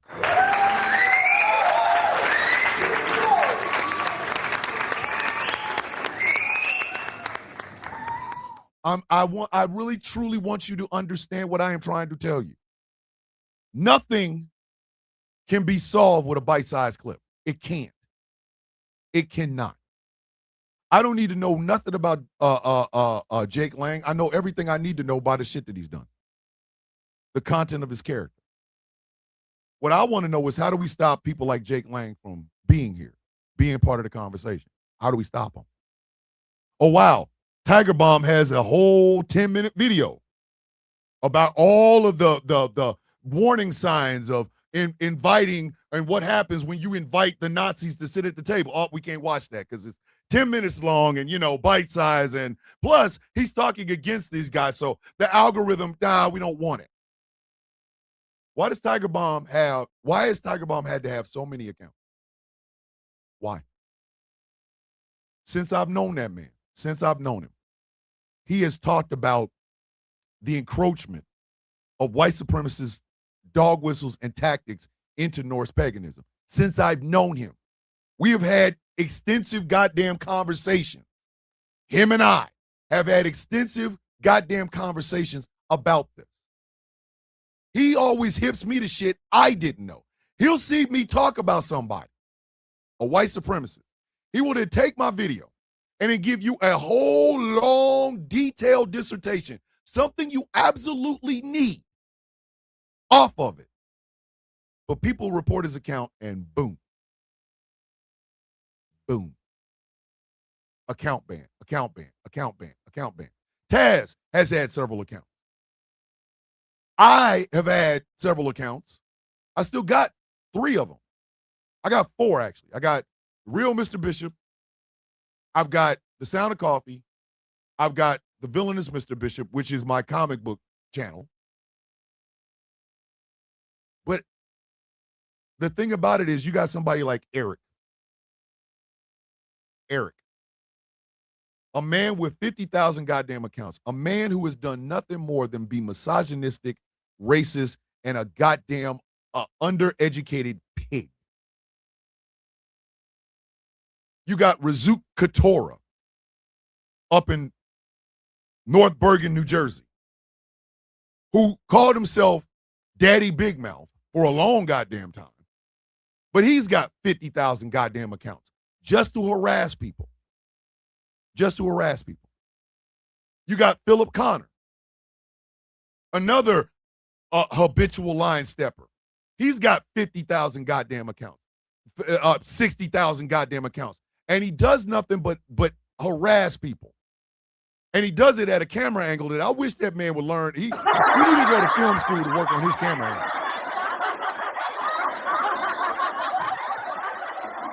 Jesus Christ, man. Learn ratios. Dutch angle, something, goddamn. Every time I see you, it's half your head and you, bitch, come on. You're going to harass me, at least let me see your whole face. The algorithm is the reason people like Andrew Tate and Fresh and Fit and shit like that. Algorithm. I will give you an example of what I'm talking about. Kick, the streaming platform Kick, is nothing more than ratchetness brought to you by somebody who's making a lot of money off of it.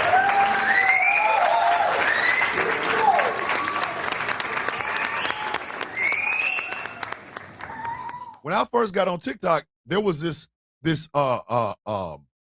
problem of black women and black kids would make a dance. A little white girl would do it 2 or 3 times. All of a sudden, you on the Tonight Show with Jimmy Fallon.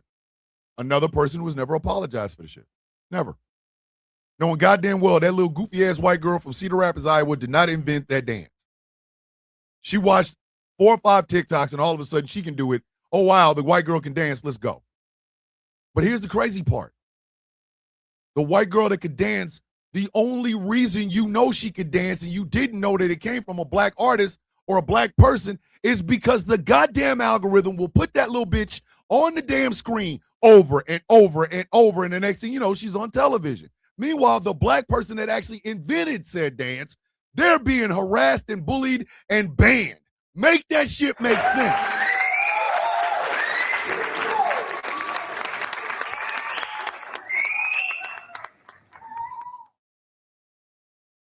So again, how do you do advocacy against the algorithm? How do you do it? The existence of GCPR is because of the algorithm. I got tired of it. I got tired of watching Jeff Kennedy's show and him being on Hot 101, which, again, no disrespect to Hot 101, shout out to him. But he would go live on Facebook and he'd get 5 people. 5? 5. Here's a man that is well versed in radio and liberal politics. He get 5 people watching. 5. I got tired of seeing people like Angry, who is an artistic genius. I'm blowing smoke up Angry ass right now because goddamn it, he deserves it. Angry is an artistic genius. He is. If he can think about it, he can design it. It is as simple as that. I got tired of watching him do videos and 4 people would watch it. Gambit is one of the biggest hearted, poetic human beings I know. He put out a video, and an educational video, 10 people would watch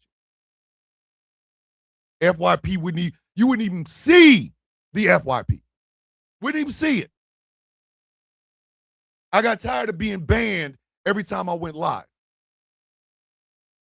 Every time. I got tired of it. And much like a lot of these fake-ass socialists think about, I wanted to own the means of production. So we did. Not I, we. So we did. People are having to find different ways to get their content out to the masses, which is a problem because they shouldn't have to. They shouldn't have to. I'm sorry. Some shit is not clips. I'm sorry. I don't care. I'm sorry. I don't give a shit.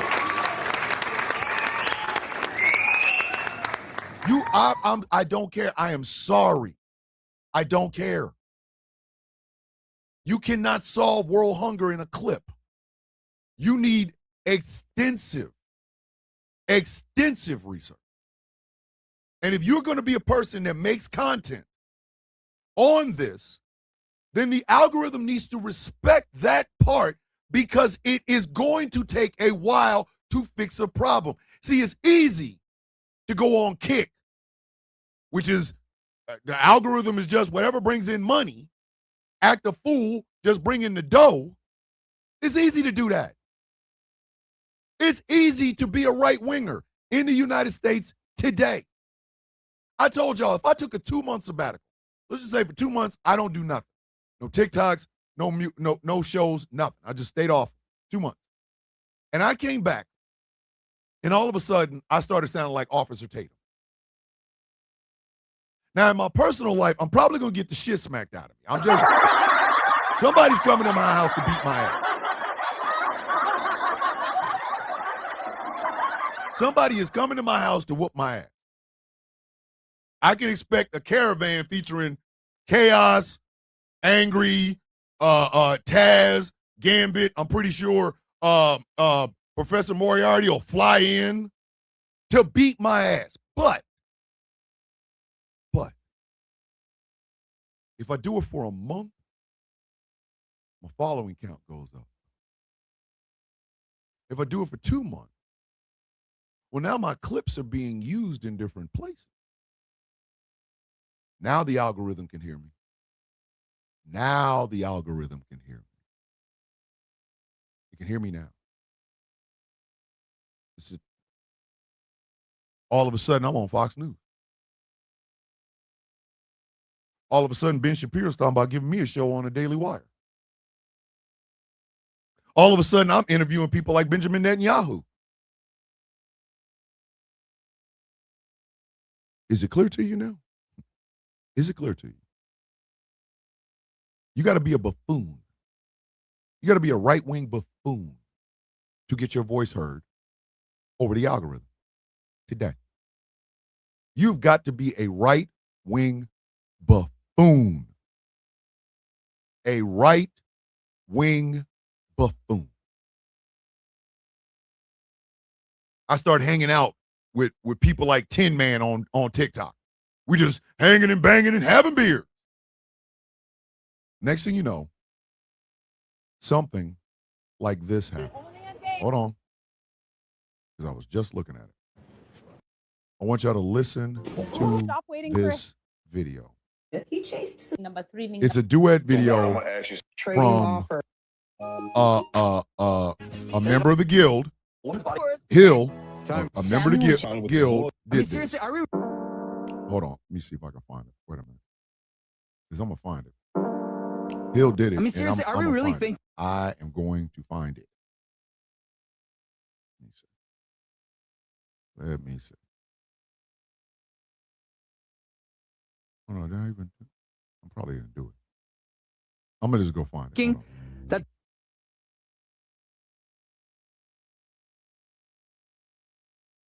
you get videos like this, and I genuinely want you to listen to the words being said to Andre Williams, a black man. Listen to this. Fight for freedom, and millions of his brothers were enslaved. What if you could be the king of Wakanda, of the blacks? When we remigrate, you're obviously higher IQ than most of them. You can be running around just you're more well behaved and well spoken. You could literally just dominate all of them. You could enslave the niggas. Like you can enslave Marquette. Marquette and Fanatic. I would look, that would get our we're gonna put you in charge. Well, I was already gonna take the position either way if you and still be or not. Ooh, like and that. us niggas are gonna have to figure that out. Us black people have to figure it out first. Yeah, that's My good friend, my brother, and co-owner of Ghost Law Productions Radio, Mr. Jeff Kennedy, is in the building. Good morning, Jeff. It's Truthfully Thursday. We are talking algorithm, buddy. Andre Williams has an account. Andre Williams is welcome in these spaces.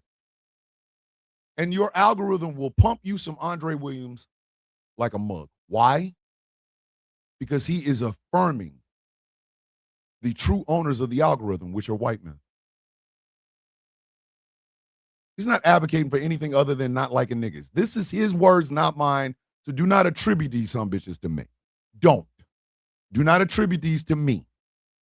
Andre Williams, every time you see him, has something bad to say about black folks. Algorithm like, good boy, come on over here. Good job, come on over here, buddy. Jake Lang is a product of the algorithm. And I'm gonna address something right now, and I'm gonna get my ass off of it. I'm gonna address something right now, I'm gonna get my ass off of it. If one more goddamn person tells me not to give somebody energy after they're racist to me, I don't care if you were in the comment section or in my face, there's gonna be some misunderstandings and goddamn furniture. Kiss my ass. Kiss my ass. Kiss all of my ass. Not 3/5, kiss the entirety of my beautifully melanated, pimply, hairy ass. Kiss my ass. If we don't give it energy, kiss my ass, man. We need to give this energy. We need to give it the energy of Galactus. Because if we don't, these people multiply. These people multiply.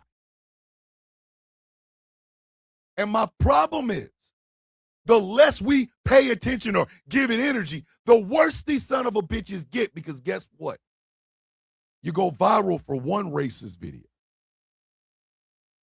Now you're a junkie. Now you're an algorithmic junkie.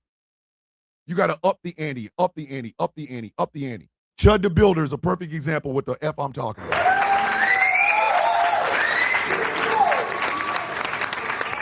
Chud the Builder is a perfect example of what I am talking about.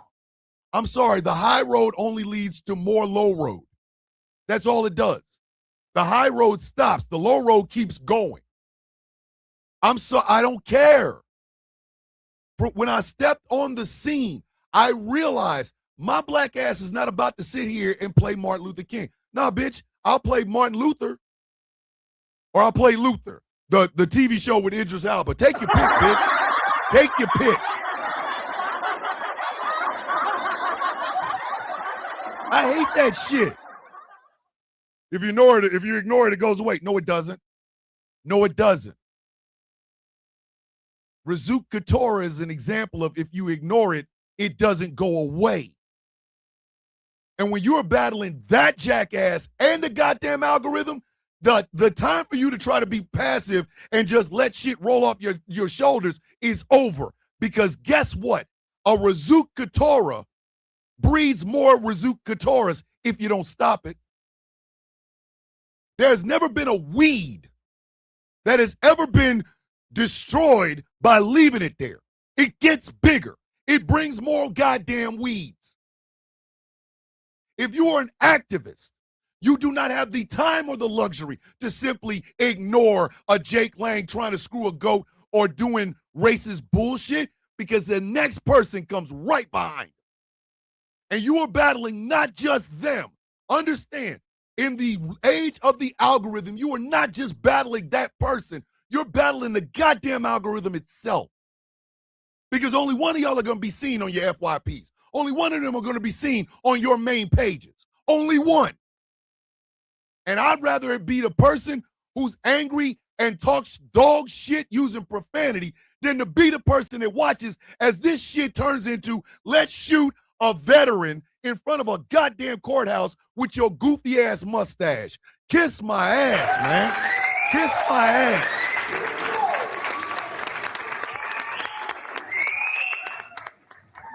Every activist is battling the algorithm and your opponent. If you hate ICE, you're out there protesting against ICE, but you're also protesting against the optics that will be put on social media and television. You are battling them, which is the hardest part of what needs to be done in 2026. It is a slog. I can knock a racist around day after day after day. I can't also knock a racist around and battle the goddamn algorithm that is trying to stop me from doing so. It is tiring, do you hear me?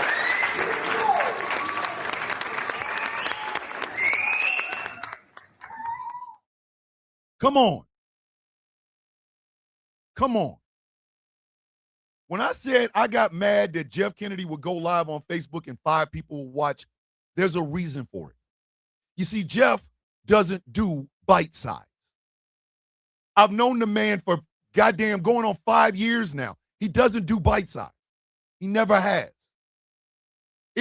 I'm trying to convince Jeff, start putting out more TikTok videos, buddy. Start putting them out. But I understand why Jeff doesn't do it. I respect the shit out of it because Jeff doesn't do clips. He does conversation that lasts 2 and 3, sometimes 4 hours. And in this bite-sized algorithmic driven time and place, ain't nobody got time for that. Ain't nobody got time for that. I struggle to get people to watch 10-minute videos. 10 minutes. 10. Take 10 minutes out of your time and watch them. That's it. And I've been battling the algorithm for years. I naively, when this shit first started, I naively thought if you put out good content, people will come. It ain't like that. It's not about good.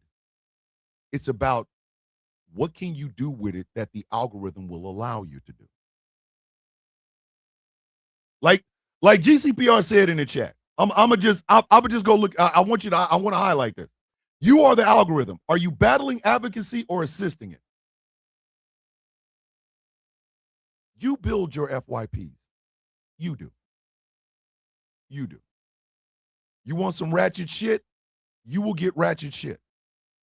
You want some racist shit? You'll get that. But if your attention span is that of a person that can only pay attention for 5 or 6 seconds, if you watch 2.5 hours of Thomas, why do you struggle to watch 10 minutes? What motivates you to come here each day? And the crazy part about it is, it was crazy because Chaos told me, he's like, when you make these videos, I watch them all the way through. And he does. He does. This is not me toot my own horn. This is how I operate. The space you give me is the space I'm gonna occupy. I'm gonna occupy the whole goddamn thing. You gave me 15 seconds, I gave you 15 seconds. You gave me 30 seconds, I took all that 30 seconds. You gave me a minute, I took the whole minute. You gave me 3 minutes. God damn it, you getting 3 minutes? When you give me 10, Well, now you done gave me a platform. Now you done gave me a platform. There are 15 parts to the white conversation. 15. Each of them 10 minutes long. How long is that? Just add it up. Just add it up. 15 parts, all of them 10 minutes apiece. How long is that? Just off the top of your head, how long is that? How long is that? It's over an hour. It's literally over an hour. Not to mention the addendum, the appendixes. They're 10 minutes. So you got 2.5 hours with 15 parts. You add on, let's say 5 appendixes, each of them 10 minutes apiece. That's 50 minutes. Add that to that time. 2.5 hours. It's almost 3 hours, right? Almost 3 hours of advocacy, of a conversation that we need to have about white supremacy and white patriarchy and how it has ruined everything and what we are going to do afterward. Right? But you'll sit your ass down and watch an Avengers movie.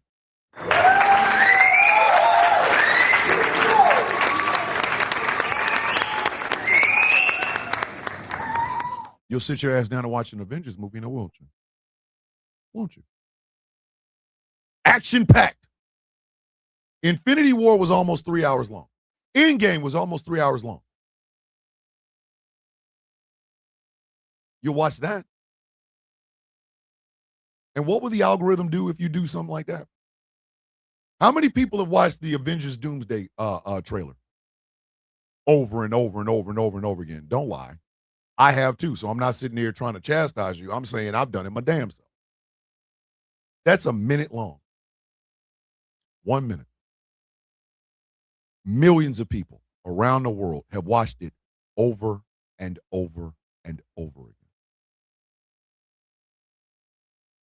Because the algorithm wants you to go spend that money to go watch Avengers Doomsday, which I was planning on doing anyway. I am a comic book fan. I'm there no matter what. My love of comic books had me sit through, in one sitting, I'm not bullshitting you, the entirety of Zack Snyder's Justice League.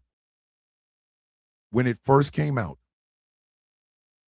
it was supposed to debut at midnight. What I didn't realize, it was midnight West Coast, which was like 2 a.m. in Kansas City. And I stayed up and I watched the entire 4 hours. The entire 4 hours. Now, some people said, oh my God, you couldn't put that in the movie theater. That's why they wanted to cut it down to 2 hours apiece. 2 hours apiece. There's 6 parts of Zack Snyder's Justice League. There's 6 parts. There's like part 1, part this, blah, blah, blah, right? And an epilogue. The algorithm would not feed you that. It wouldn't. Because it's a fantasy, but it's long. But the thing about it is, the algorithm also won't feed you any sort of activism or advocacy. If Dave DeViking decided to do a documentary on his activism, and that shit was 3 hours long, and he decided to upload it to YouTube, a lot of people ain't gonna see it because he's an activist, A, and B, it's longer than 15 seconds. We are slaves to the shit. We are slaves to the shit. Slaves to it. We are slaves to it. It doesn't feed it to people because they don't seek it. They seek centering. And that right there is why it is hard as shit to advocate for the people in 2026. That's why. Some people want to see the worst aspects of human beings. If you're a white supremacist, you love watching ratchet fighting and black folks doing ratchet fighting in the goddamn Walmart. You love that shit. So the algorithm says, okay, you want more of that? Here you go. Here you go. If you were all about messy drama involving people's husbands and wives and shit like that, and you follow one video and you just like the hell out of that video, and then you go to the page and you like everything on the page, The algorithm's like, all right, fam, don't worry about it. I got you. Now you watching car wrecks of marriages and shit. Not realizing there are kids and grandkids and shit like that involved. But sure, let you watch as people's lives are destroyed. The algorithm will help you out. The algorithm is you. The algorithm is you. That's what this whole show today has been about. If you don't believe in activism, you will not seek out activists, and your algorithm will act accordingly. If you don't give two goddams about advocacy, the algorithm will not feed you any of it. If you do not care about awareness, the algorithm will make goddamn sure you're never aware of anything.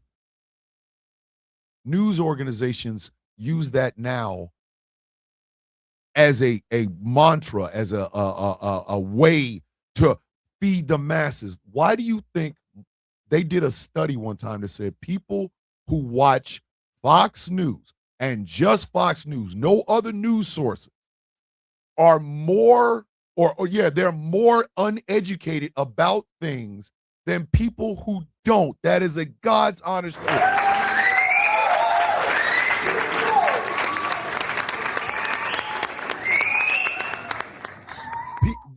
The study was done, I think the study was done like 50, like I won't even say 15, I think it was like 10 years ago. That people who extensively only watch Fox News are more uneducated about things that are going on in the world than people who don't. Fox News knows what it's doing. They understand it better than you do.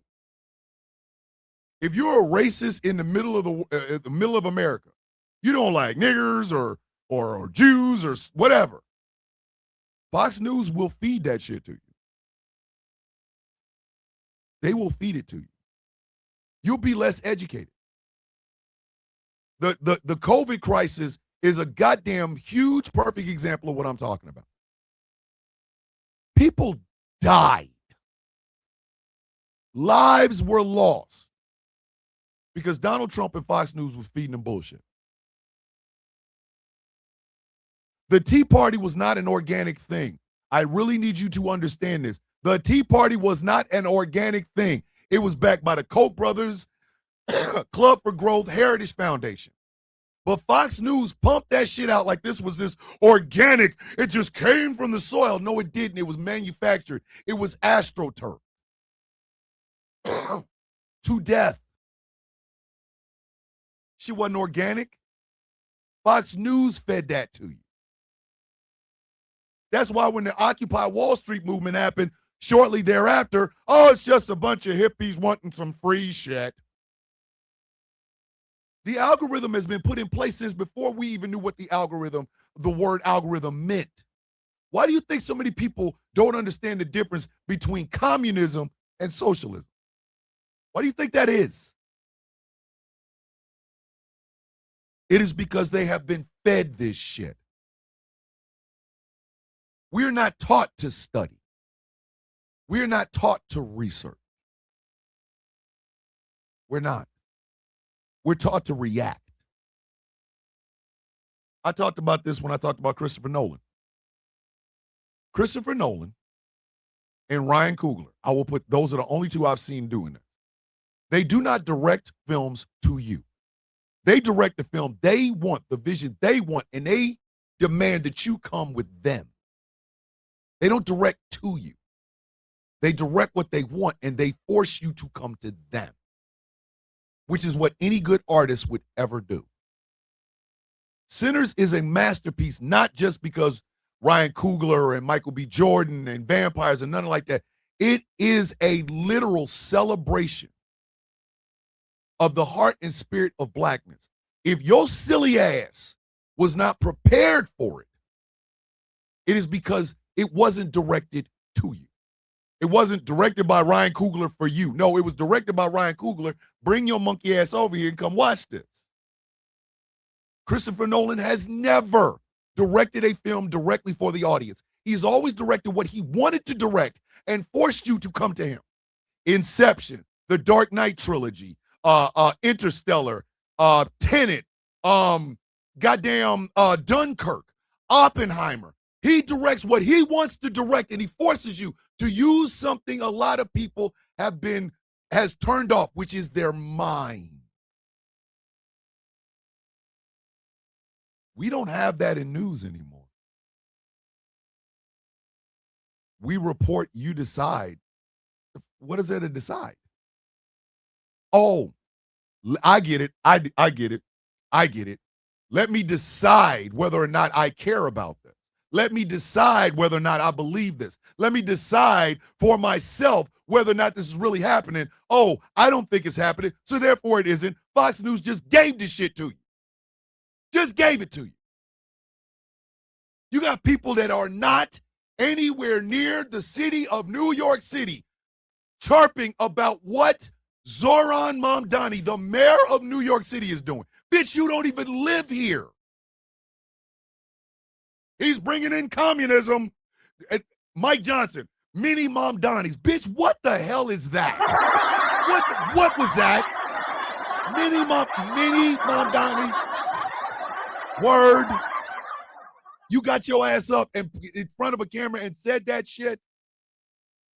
It's because people are too stupid to understand the differences between socialism and communism, and they're also too stupid to know the downside of free market goddamn capitalism. Everything they tell you about socialism, you're living through in capitalism. But Fox News will never tell you that.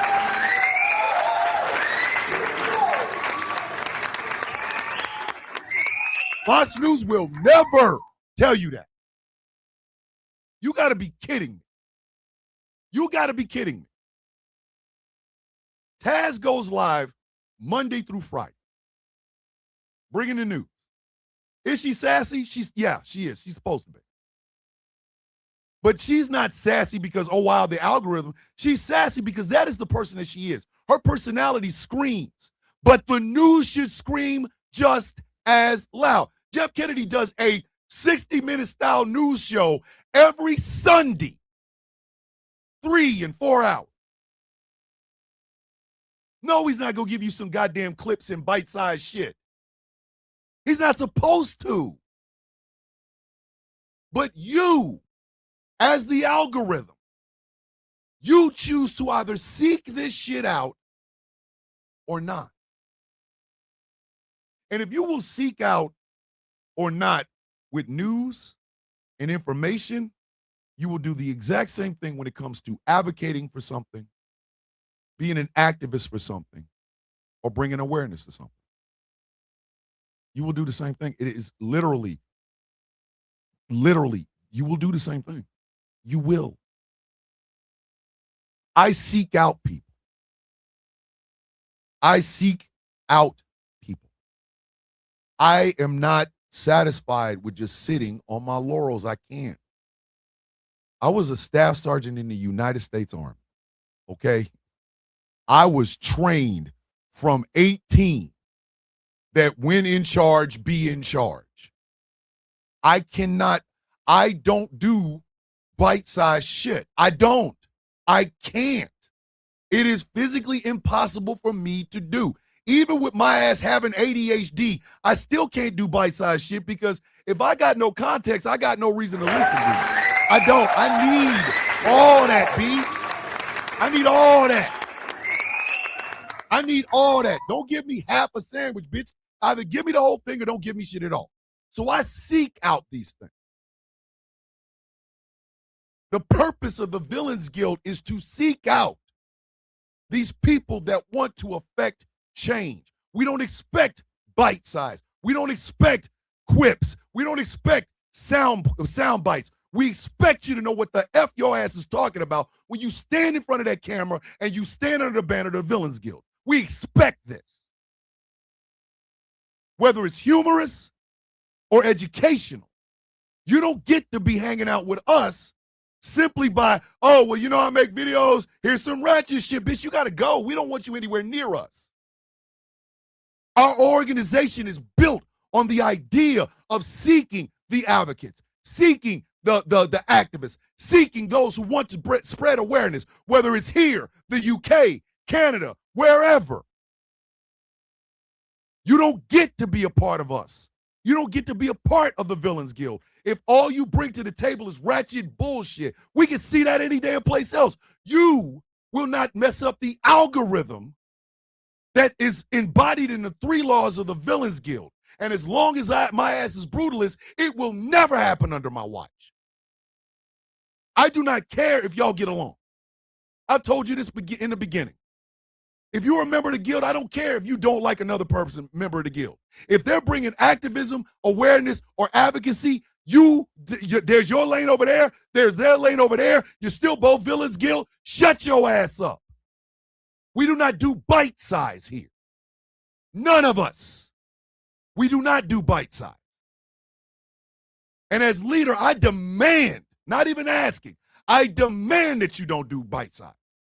You better come with something. You better come with something or you can't be with us. I will shut that shit down so goddamn fast. Oh man, this person wants to be a member of the guild. Let me go look at their shit. Ratchet. Not on my watch, they won't. You giving a no? You goddamn right I'm giving a no. Today, right now, in their face. We don't do bite size here. We don't.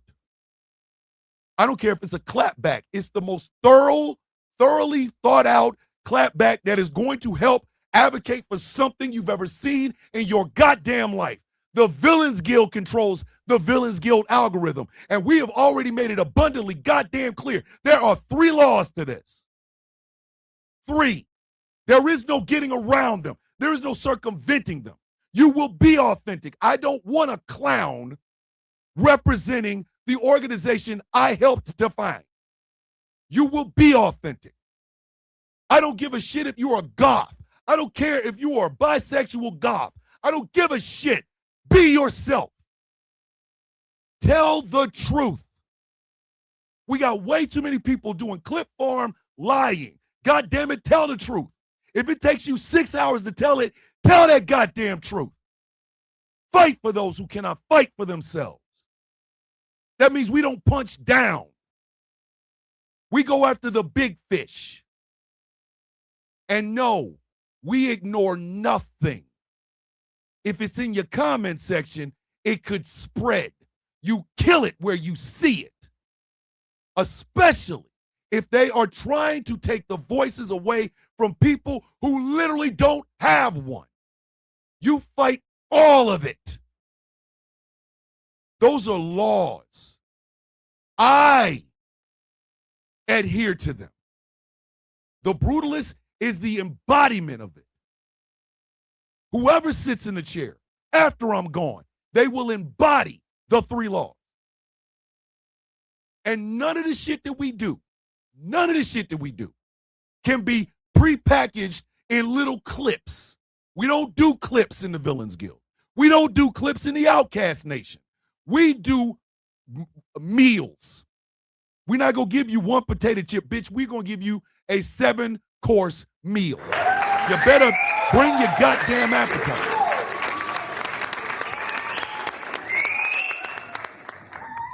As long as my ass is one of the founding members of this shit, it will always be this way. Always. Because I know the other 5 founders will say the exact same thing. We don't play around here. The Villains Guild has built its own algorithm. It has built it. So whether it's Dave the Viking driving to another protest and he's telling you some shit about what the government did, he thought that shit out. It's thorough. You can check it out. There is no lies about him. He's not playing a character.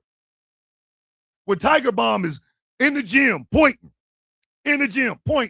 or got his coffee cup, he's talking and calling people turnips. You better watch every goddamn second of it, because what you're going to get is an education in something your ass didn't even know.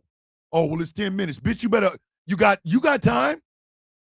Or if you don't, you better make time.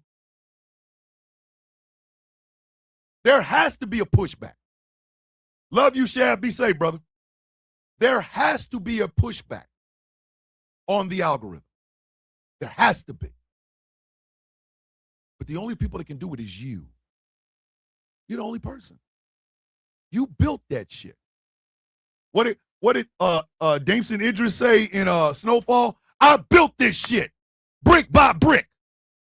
You built it. So train the little mother effer. It's time for you to train your goddamn algorithm.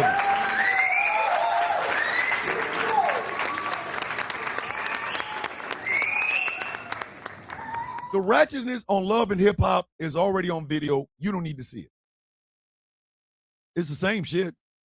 It's the same fights with the same goofy ass people, wine being thrown, fight. It's the same thing, fam. Why are you watching that shit? Why? When a white supremacist is standing there on a live stream, if you watch it and don't report it, what are you doing?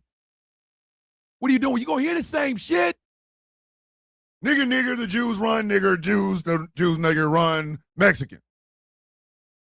Oh, shit, let me report this because this shit shouldn't be on my FYP. What is this? You ain't gonna find no violations. I already tell you. I'm telling you. They're gonna always back these goddamn people because they bring in eyeballs. They're racist. If you were watching somebody dog out somebody with disabilities or somebody who is trying to advocate for some shit, if you were watching their video dogging them out, why ain't you reporting them? It's your FYP. Why you got them over there? Why? Some people deserve to be dogged out. I'm sorry. There, I said it. The selfish, if you ugly and selfish, you about to get this work. And I don't care. I'm sorry. We don't need you around. We don't need you talking to us. We don't need you gumming up the goddamn works or screwing up the damn gene pool to where we all cannot get better for all. I'm sorry, I don't care. I don't care. When Chaos was going out there, Eric's goat smelling ass, and he started talking about, my mental illness. Bitch, I don't give a goddamn about your mental illness. I don't. Fill your pants, your cargo pants with rocks and try to run a marathon through the ocean. Bitch, I don't give a damn. Because you're doing it in a selfish way. I suffer from mental illness. I do. Depression and anxiety. Feelings of isolation. Feeling my self-worth is low. But when I get my ass in front of a camera, I'm advocating for people to get help for everything I'm going through. You are a detriment to what I'm talking about. You got to go. You got to go. You, ladies and gentlemen, you build your algorithm. You do. That shit is built for you. It's built for you. You made it. Train it. Train it. We have a clip farm as a president of the United States. We got a loud ass, lying ass, didn't know what the hell he was doing, shouldn't have had the job in the first place as clip farm as a president. When Donald Trump was running in 2016, Russians knew exactly how to hit us. They knew exactly how to do it. For shits and giggles, in case y'all needed to know this, the original election denier was Bernie Sanders. It wasn't Donald Trump. It was Bernie Sanders.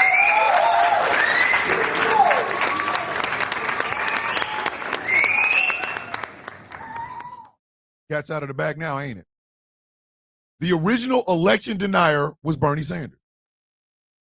When he lost the primary in South Carolina because black folks wasn't feeling him, Bernie Sanders became an election denier. It was Bernie that put into the political bloodstream that the DNC conspired and took the nomination from him. Here's the problem. Bernie Sanders says it himself. He's an independent. So why would somebody take something from your little monkey ass?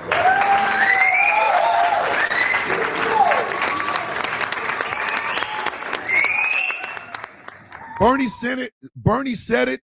Donald Trump ran with it. He's a clip farm.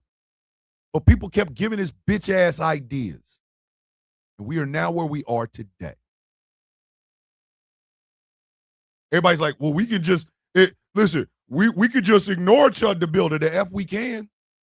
The F we can. A black veteran found out the hard way. You can't ignore these goddamn people. Sometimes you got to put them down. When I saw Jake Lang, when they opened up a van and Jake Lang was trying to have sex with a goat, I realized right then and there, I don't care what this man has to say. Jake Lang could tell me that my house is on fire, bitch, and I'd call somebody else to confirm because I don't trust it.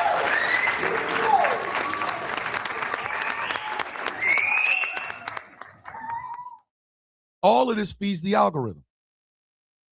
Graham Plattner knew exactly how to strike. Graham Plattner knew exactly how to strike. My name Graham Plattner, and I'm an ocean farmer. I'm an oyster farmer here in Maine, and I'm just a good old boy, and I want more for everybody. Algorithm caught that shit. Next thing you know, Emma Vigeland and Anna Kasparian are trying to blame the goddamn women he raped on them. Blame the rape on them, not him, them. The algorithm, kids. The goddamn algorithm. Z from the Unfuck America tour. When it was the original Unfuck America tour, they were chasing around Charlie Kirk. And they weren't chasing him to have any sort of a true debate. They were chasing him for clips. Their algorithm was built for clips, so they had to go out and make them. On a dude who dropped out of community college? Community college. This is the person you're chasing. Charlie Kirk had a show which was nothing more than 2 hours of clip farming. Andrew Schultz, Theo Vaughn, Joe Rogan, the manosphere as a whole. It is a goddamn clip farm that has been nurtured in your goddamn algorithm. Yours. Meanwhile, Jeff Kennedy, one of the most intelligent newsmen I've ever known, a man who puts his heart and his soul and sometimes his own health into a show that's been running for 6 years, over 6 years. 5, maybe 6 people will come and watch. He got to beg people to come in and watch. Beg them. Please come in and watch. What? Why does he have to do that? Taz, one of the most intelligent black women I've ever known, does a daily show, Monday through Friday, where she gives you the news. She helps with mutual aid. She helps with mutual aid. She has an entire day called Mutual Aid Monday. But those who believe in the clip farming and the I own the libs got to talk about her like she got a tail. You got to search for Taz. You ain't got to search for that ratchet shit, though, do you? You ain't got to search for racism. You ain't got to search it. You have cultivated the shit. And again, it's not just social media. It's not just TikTok. Meta, don't try to hide your goddamn hands, bitch, because you've been doing this shit for a hot minute your damn self. Most of the Russian propaganda that came out during the 2016 election came through Facebook. That's where all the old white people are. And they have built their algorithm to feed them nothing but aggrievement shit. Never education. Always the woe is me. The blacks got, the Mexicans got, the elite. They fed that monster. So naturally, Russia's like, yeah, if we're going to affect this election, we're going to put it right on Facebook. Cambridge Analytica, anyone? Cambridge Analytica, anyone? They bought time from goddamn Meta to get all of your information, all of your voting information. They did that on purpose. On purpose. You built that beast. If you want activists, if you want to see activists doing activist shit, you got to find that. You got to retrain that algorithm.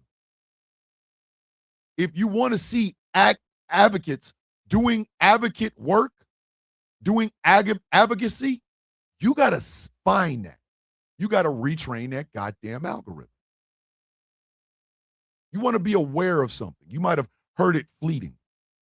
What? They're doing that? What? Where did you find that out at? Oh, man, I was watching this long-ass YouTube video. Where can I find the video? You got to find that. You got to train that beast. Right now, my algorithm on YouTube is AI movies, DC animated films, a lot of FD Signifier, a lot of Lil Bill, a lot of wrestling,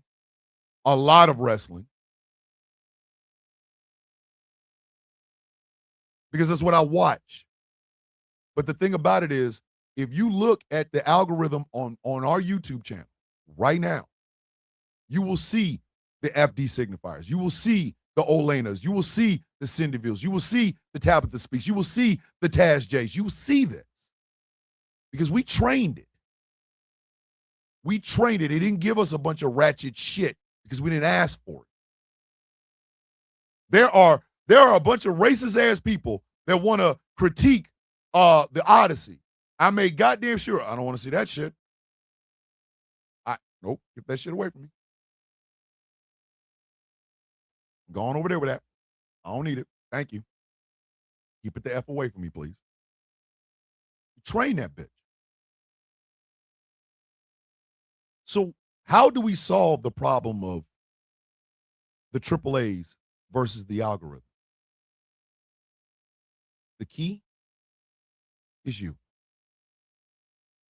Those of you who are listening, those of you who are watching, it's you. You are the key ingredient. You are the secret sauce. So goes your viewing, so goes the algorithm. The key is you. We do not have time to play around anymore. We're at war with a country that is undeclared war. And the same old tired ass tropes are being thrown out at you. You hear them, you see them every day. Meanwhile, you over here believing that Iran has been killing Americans for 40 years, and they haven't. They haven't. You believe the Iranian people are bloodthirsty and they cut off people's heads and blah, blah, blah. You believe that Iran won't let you be gay or trans. It's not true. It's not true. You know how you would know this? If you sought out information that proved all of that wrong. Go to TikTok and type in Iran nightlife. You'll be shocked. You will be shocked. Go to YouTube and type in Iranian nightlife. You'll be shocked. Oh, wow, it's not a caliphate where women can't show their hair and they're having their heads cut off. It ain't true. One of the videos in the whites conversation that I got over on the playlist is a woman, an Iranian gay woman, who gave you the true and honest understanding of being gay or trans in Iran. No, they're not throwing you off no goddamn roof. No. The Palestinians ain't throwing gay people and trans people off of roofs. That's some bullshit that you were told. But you have to research in order to find out whether or not it's true. And some of you won't. The key to understanding is in you. The key to stopping misinformation and disinformation is you. That shit that you have on top of your neck is not just for decorations. It's not just for earrings and eyeliner. It also has a brain in it. Right now, our curiosity, our thirst for knowledge has been dulled to a blunt point. Some of us don't know these things because we're not curious about them. We're curious about what's going to happen in Avengers Doomsday, but we're not curious about why our bombs that are paid for with our money are going to blow up schools filled with little girls in a country some of you cannot find on a map. Our Secretary of Defense is sitting in front of the Senate being grilled like a very good steak because he wants more money to do the exact same thing, even though the lump of orange lard that sits in 1600 Pennsylvania Avenue told us there's no war and it's already won. The dichotomy sit in front of you, waving their nuts in your face. What do? Nothing. Let me find that ratchet hip-hop shit. Love and hip-hop shit. Let me go find that. This thing on top of your head is supposed to have a wanderer's heart. You're supposed to seek out more knowledge. It's not designed for you to sit there and watch stupid shit. It is there for you to explore your wonderment and your imagination and be inspired and then therefore inspiring other people. I told y'all the best and worst thing that ever happened was I passed 1 million followers on TikTok.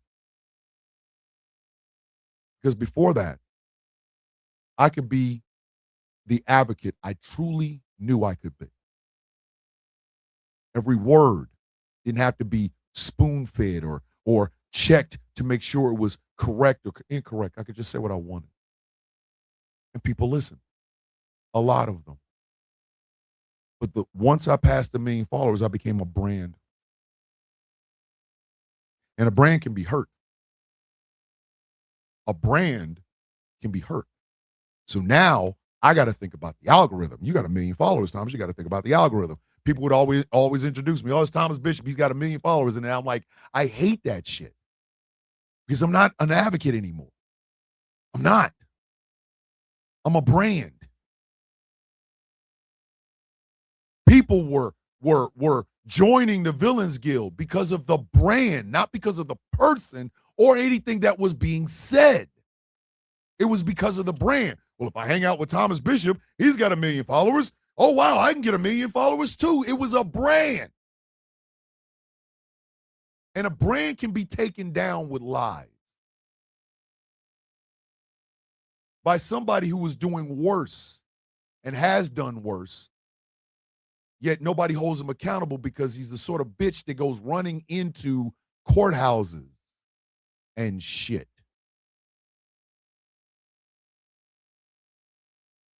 I don't want to be a brand. I have 2 VOSs. Villainous occupational specialty. I have 2 VOSs. Advocacy and awareness. I have to take training on them just like anybody else. I've got to know what I am talking about before I open my mouth. I got to do research. And I'm going to take 2 minutes, 3 minutes, 5 minutes, 10 minutes. I'm going to take an hour from it.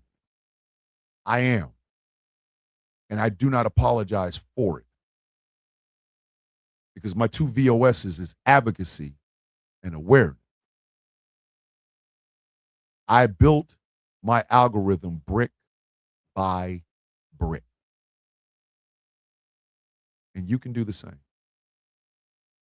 If you want better for the world, if you want better for the people around you, if you want to fight the encroaching racism, sexism, homophobia, xenophobia, anti-Semitism, Islamophobia, transphobia, and ableism, if you want to fight for those who cannot fight for themselves, if you want to be as authentic as you possibly can, not having to put on my costumes and filters and things of that nature, just simply being your goddamn self. If you want to tell the truth in a room full of people that would rather sit down with a person like Jake Lang, a guy who tried to bang a goddamn goat, if you want these things, you must train the algorithm. And stop letting it train you. It's not hard. I swear to God it isn't. You just got to have the balls to do it. You got to have the balls to change the world. Remember that.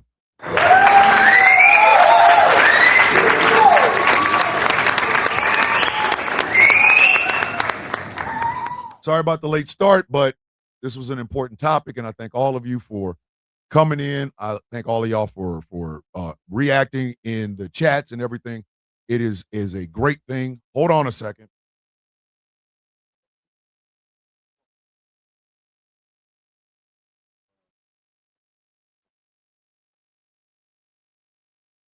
If not, I'll be in a second to get you some, okay? Got to take care of them grandkids. All right. As always, if you like like what I'm doing here and want to support, think about becoming a Patreon at patreon.com/Thomas the Villain Bishop. $3 a month is the lowest tier. You got Rogue, Villain in Training, and Villain. We got great stuff coming onto the not Discord, but onto the Patreon, including pictures of Germany, pictures of South Korea, videos that got edited out or whatever. I might actually put TikTok, the movie. I might put it over there. Don't know yet. It's still over there on YouTube. In addition, we're gonna start doing stuff over there. We're gonna start dropping music and things of that nature. The Honey Sauce albums are coming. I just have had a whole bunch of other shit to worry about, but I am working on them. I started to actually make the playlist now. All I got to do is burn them on the CDs. I will be sending them out $5 for a Honey Sauce volume 1 through 4 or 5 or whatever, right? But you will find all of this out on our Patreon, patreon.com/Thomas the Villain Bishop.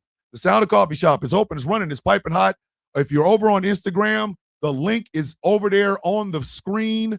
Go and check it out. The Chaos Saints Swole Me t-shirts are coming. I just got to figure out, do I want to put it on black or do I want to put it, because the picture is just gorgeous.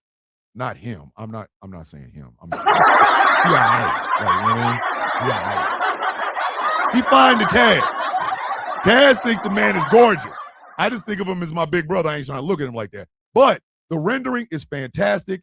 It looks great on the coffee mug, but it'll look a hell of a lot better on a t-shirt. Chaos Saints Swole Me. And I am working on the Sylvia Saints Swole Me t-shirts. I know all of my lesbian listeners, all my lesbian brothers and sisters, y'all asses have been like, yo, well on that Sylvia. I want to touch myself and get hot.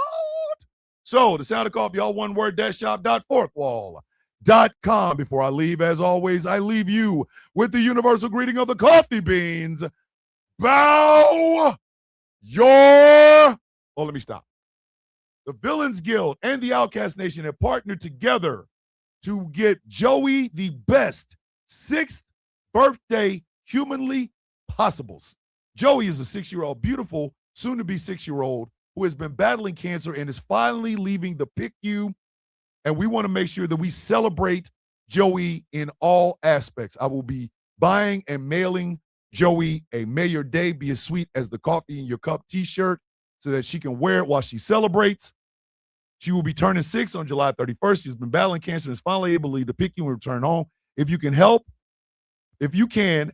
her family to celebrate. This is a joint operation between our two organizations. It is hashtag Villains Guild for Joey, hashtag Outcast Nation for Joey. Scan the QR code or take a screenshot and please donate. Go over and look at their setup. They will tell you exactly what they need. We are doing this because Joey has fought the good fight, and God damn it, Joey deserves to celebrate. I will be buying a May Your Day Be as Sweet as the Coffee in Your Cup t-shirt for Joey. Remember, 6 million for 6. It is the 6th, coming up on the 6th anniversary of the foundation of the Villains Guild. Each member is walking steps. Taz, I got you. I'm going to send that shit as soon as I'm done. I finally got all my steps together. I'm going to send that to you. In addition, I'm sending the OCB background. I apologize again. Rouse really took it all out of me last night. It was wild. I'm sorry. I know Angry and Gambit are like, I wish he would shut the F up. He talks too damn much. I know, boys. I'm sorry. I'm sorry. If you would like to donate, reach out to Taz J or Smoking Hot Mess Jess. If you would like to partner on this endeavor of 6 million steps for the foundation, for the celebration of the foundation of the Villains Guild, please reach out to Taz J or Smoking Hot Mess Jess. Make sure you submit your flag on the plays into the Sound of Coffee Flag on the Play Discord. I will be looking at them tonight, and I will be writing them up for tomorrow. As always, I leave you with the universal greeting of the coffee beans. Bow your heads. How you doing? I woke up. Everybody else, because I woke up. That's how I look at it. You all had a chance until I woke up. Today's mine. That's just what it is. Sorry, kids. World don't belong to you. As soon as the coffee beans got up, it was pretty much a wrap. It's pretty much a wrap, kid. Pretty much a wrap. From Starro Gwen, be limitless. I love who you are exactly as you are. I am so effing proud of you. When roots run deep, you have no reason to fear the wind. I am here no matter what, when, or why. The inspirational word from Miss Star. Oh, go in. Hydrate, elevate, self-love and self-care. I love you all. Have a beautiful day on purpose. All right. Let me read this. This was a bit eye-opening. Please know that I love you. Please do what you can. As always, remember, a small act of kindness does a world of good. That is the Dragon Pop. That is the Dragon Pop that gets you ready for your day from the one and only Dragon. What is it that we say every day, kids? We're not getting out of this easy. There will be some pain. A lot of people's feelings are going to get hurt. A lot of them. A lot of non-centering is going to happen. Do not take it as an attack. Take it as a learning experience. You are now looking through the eyes of someone whose life you've never lived. Your algorithm should reflect as such. You don't want the same stale stories. You don't want your story coming back to you from another person. You desire the ideas and thought processes and life experiences of people that don't look like you, don't live the way you live. Train your algorithm to find that which makes you uncomfortable. Train your algorithm to find that which makes you uncomfortable. You do not grow from stagnation. You grow from knowledge. It hurts. It seems like a personal attack when it isn't.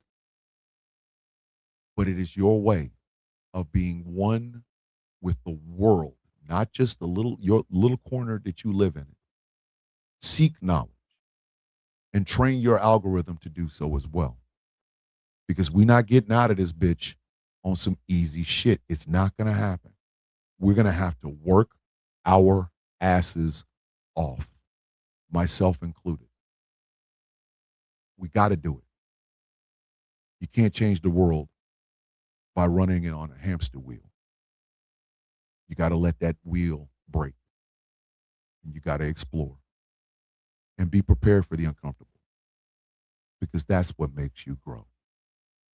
As always, what do we say every day, kids? May your day be as sweet as the coffee in your cup. Ladies and gentlemen, boys and girls, children of all ages, my name is Thomas Bishop.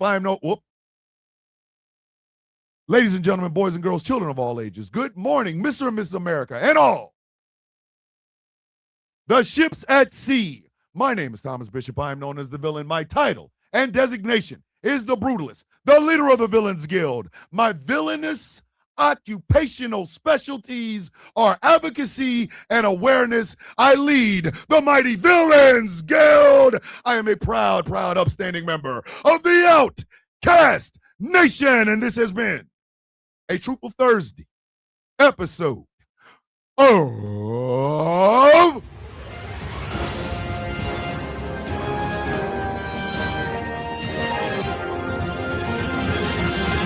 The Sound of Coffee on Ghost Law Productions Radio, GCPR, where every voice matters. This afternoon, 3:30 p.m. Eastern Standard Time, it is the Taz Effect with the one, the only, the woman that sells all the records, Miss Taz J. You need to seek her out. You need to interact, and you need to be ready to be uncomfortable, because that is how you grow. Tonight, and I promise this because angry, I am sorry. It has always been my fault. It has never been Angry's. It is Superplex Party tonight. We got to talk about all that has been going on in wrestling, and we need to talk about this Necro Butcher versus Samoa Joe match, because good Lord, Joe, listen, when part of your match ends with a guy hitting the floor hard enough that you hear the clunk, we got to talk about it, dog. We got to talk about it. 9 p.m. Eastern Standard Time on these GCPR airwaves. I love you all, and I'm proud. As always and forever, with love in my heart, I say this. With peace on my mind, I give this. Annabelle, I need you and Wakanda to hold hands and take about 10 steps back. The shade the face and the nails is done. One of y'all going to end up pregnant. Ooh! When the heat came down, ooh, shit. And just a tad bit of hair grease. I will see you all tomorrow for Flag on the Play Friday. I love you all. I'm proud of you. Be safe. Have a great day. Peace. Hey, proud of you. And you better not ever forget it. See you in the morning, kids.